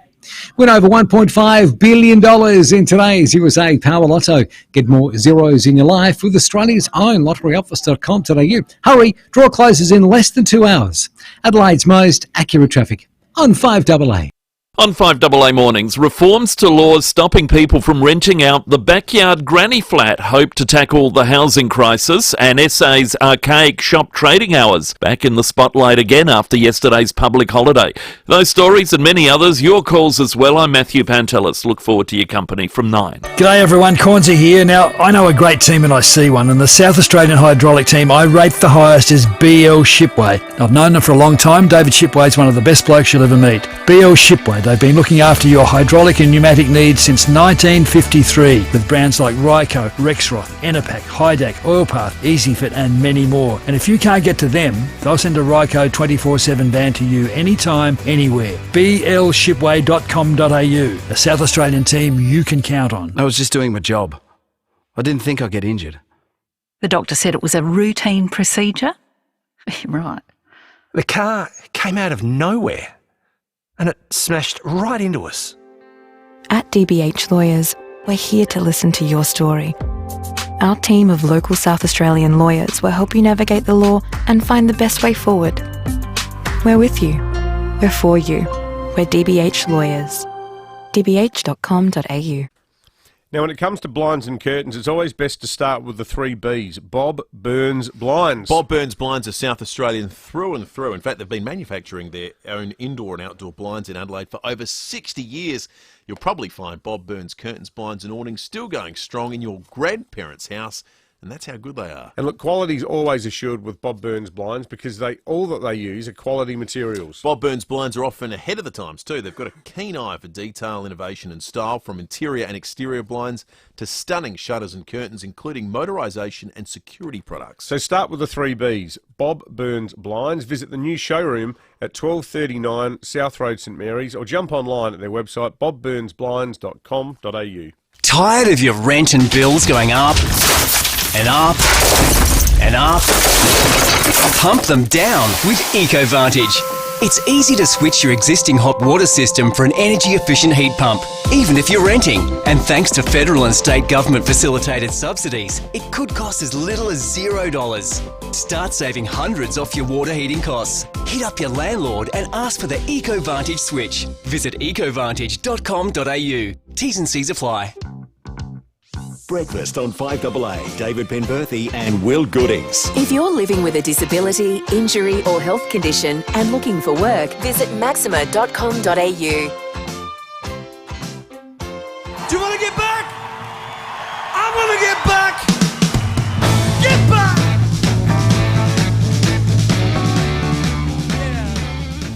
We're going to go behind closed doors in just a moment. First, though, we'll check on the fuel situation. We spoke about it with Susan Stone earlier in the context of the Reserve Bank determination a little bit later today. Find the cheapest fuel in an instant. Download the free RAAS app from your app store today. The cheap spots are these: the Ex-Convenience Goodwood Road Panoramas at $1.85.9. The Ex-Convenience Main North Road Jeps Cross, $1.87.3. The Coles Express North East Road Windsor Gardens, $1.87.9. The cheapest diesel with the United Main North Road Paraka is at $2.09.3. So still expensive, but it is slowly inching down. $2.09 for diesel. Some of those unleaded prices aren't too bad compared to what they have been lately. Yeah, they've come down a bit, which is good news. Donald Trump has spoken overnight. He described a civil fraud trial against him and his company as a sham. He and his two sons, Don Jr. and Eric, are facing claims in New York court that they inflated their real estate assets by almost $3 billion in order to get better loans and insurance policies. The civil lawsuit, so this is not criminal, this civil lawsuit could ban Trump from doing real estate business in New York. So he'd have to hand over the keys to any of his New York properties as well. Here he is in court, which he attended voluntarily for the opening day of the trial. It's a scam, it's a sham. Just so you know, my financial statements are phenomenal. There was no crime. The crime is against me. So this judge, Trump is on the record, the judge who's presiding in this case, Trump has described him publicly as a fraud. It's interesting he's decided to tactically turn up to this one and use this as an opportunity. Well, it's all free publicity. It is, and it's a lower stakes one because it's not criminal. Yeah. So he probably sees it, well, who cares? It's it's not a court appearance, it's a photo shoot. Absolutely. He also spoke at a Commit to Caucus event in Iowa, which is raised some eyebrows. But if I'm sitting down and that boat's going down and I'm on top of a battery and the water starts flooding in, I'm getting concerned. But then I look 10 yards to my left and there's a shark over there. So I have a choice of electrocution or shark. You know what I'm going to take? Electrocution. I will take electrocution every single time. Do we agree? I will take electrocution. Yeah, says the crowd.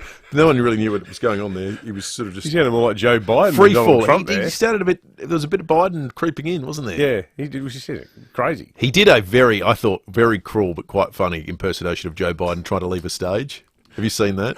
Over the weekend when he's like, I'm looking at the stage, stairs to the left, I can go anywhere, I can leave.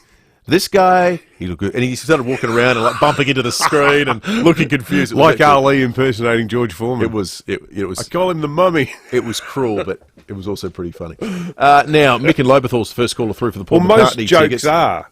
Yeah, that's right. Well, they were. There. True. Good point.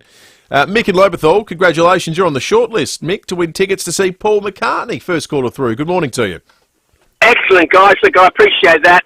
I have a cousin in England who used to live with Linda and Paul McCartney on their farm in Sussex. Really? Yeah, and he actually carved some horses' heads for Linda because they went to school together. So Really? If I could go, it'd be great, and if I could meet the man, even better. What about that, Mick? Family connection. Yeah. Amazing. Good on you, Mick. You're certainly in the running to win. You've got a big chance. Thank you. All right, let's go behind closed doors. Thanks to Aussie Fast Transport Solutions, Interstate Freight Distribution, Warehousing and Local Adelaide Couriers. Call Aussie Fast 13 13 64. And when we get behind The 5AA Gardening Show with Mike Keelan and Brad Aldridge. Oh, yeah, we're here, aren't we? Right, morning, Brad. Morning, Michael. How you going, Michael? I'm very well, Brad. And what beautiful spring weather we're having, and isn't it great that I can say that now that spring has actually started? Oh, that's right, Michael. Beautiful weather. There's no doubt about that, is there at all? No. Right. Now, Brad, do you think we should carry on about daylight saving for the first few minutes like we do every single year as if it's the first time we've ever set a clock? Oh, Michael, I think you're onto something there. Let's talk about it and moan about the fact that we've lost an hour's sleep. Oh, yeah, that's right. I went to bed at about 9:30 Central Standard Time, and on my phone, it changed the time automatically. So. Oh, yeah, right. Well, when you've got to get up early and the daylight saving kicks in, Michael, and I've got to get up and come in at 5 o'clock, it's actually only 4 o'clock, Michael. Oh, that's right. And you've lost an hour's sleep. I've lost an hour, Michael. That's right. Yeah, when I got in here, I wasn't the sharpest tool in the shed, Michael. It took a while from a generator to start up and get going, you know? Right, so you're okay now. Oh, yeah, now that I've done my generator noise, Michael, I'm ready to go. You know, I totally rely on my phone to make sure that I get up at the right time and make my way in. Do you, Michael? Oh, yeah. I mean, without my phone, I'd just be totally useless as a human being because I would, of course, have to manually put clocks forward by 1 hour, which can be very taxing from a mental point of view once you've worked out whether you put them forward or backward. Oh, no, you don't want to get it wrong, Michael. That wouldn't be a good thing, would it? No, and it's interesting that even at my age, without my phone, it's questionable whether I can be relied upon at all to perform any function of importance. Wow! Including turning up for work at the right time. 5 to 9, the Senate inquiry into the aviation industry and Qantas in Australia. We've played a lot of the key takeouts from it and the lines of questioning that go to the Qatar Airways deal, shutting them out, some of Qantas's conduct with regard to employees and other bits and pieces that have been truly newsworthy. If you watch it, though, there are elements that aren't typically newsworthy that are just sort of eyebrow-raising or amusing. Because the whole tone of it, especially when it comes to Qantas, to say it is willing undersells it somewhat. Have a listen to Bridget McKenzie, her exchange with Qantas lawyer Andrew Finch, when he points out it's time to go home.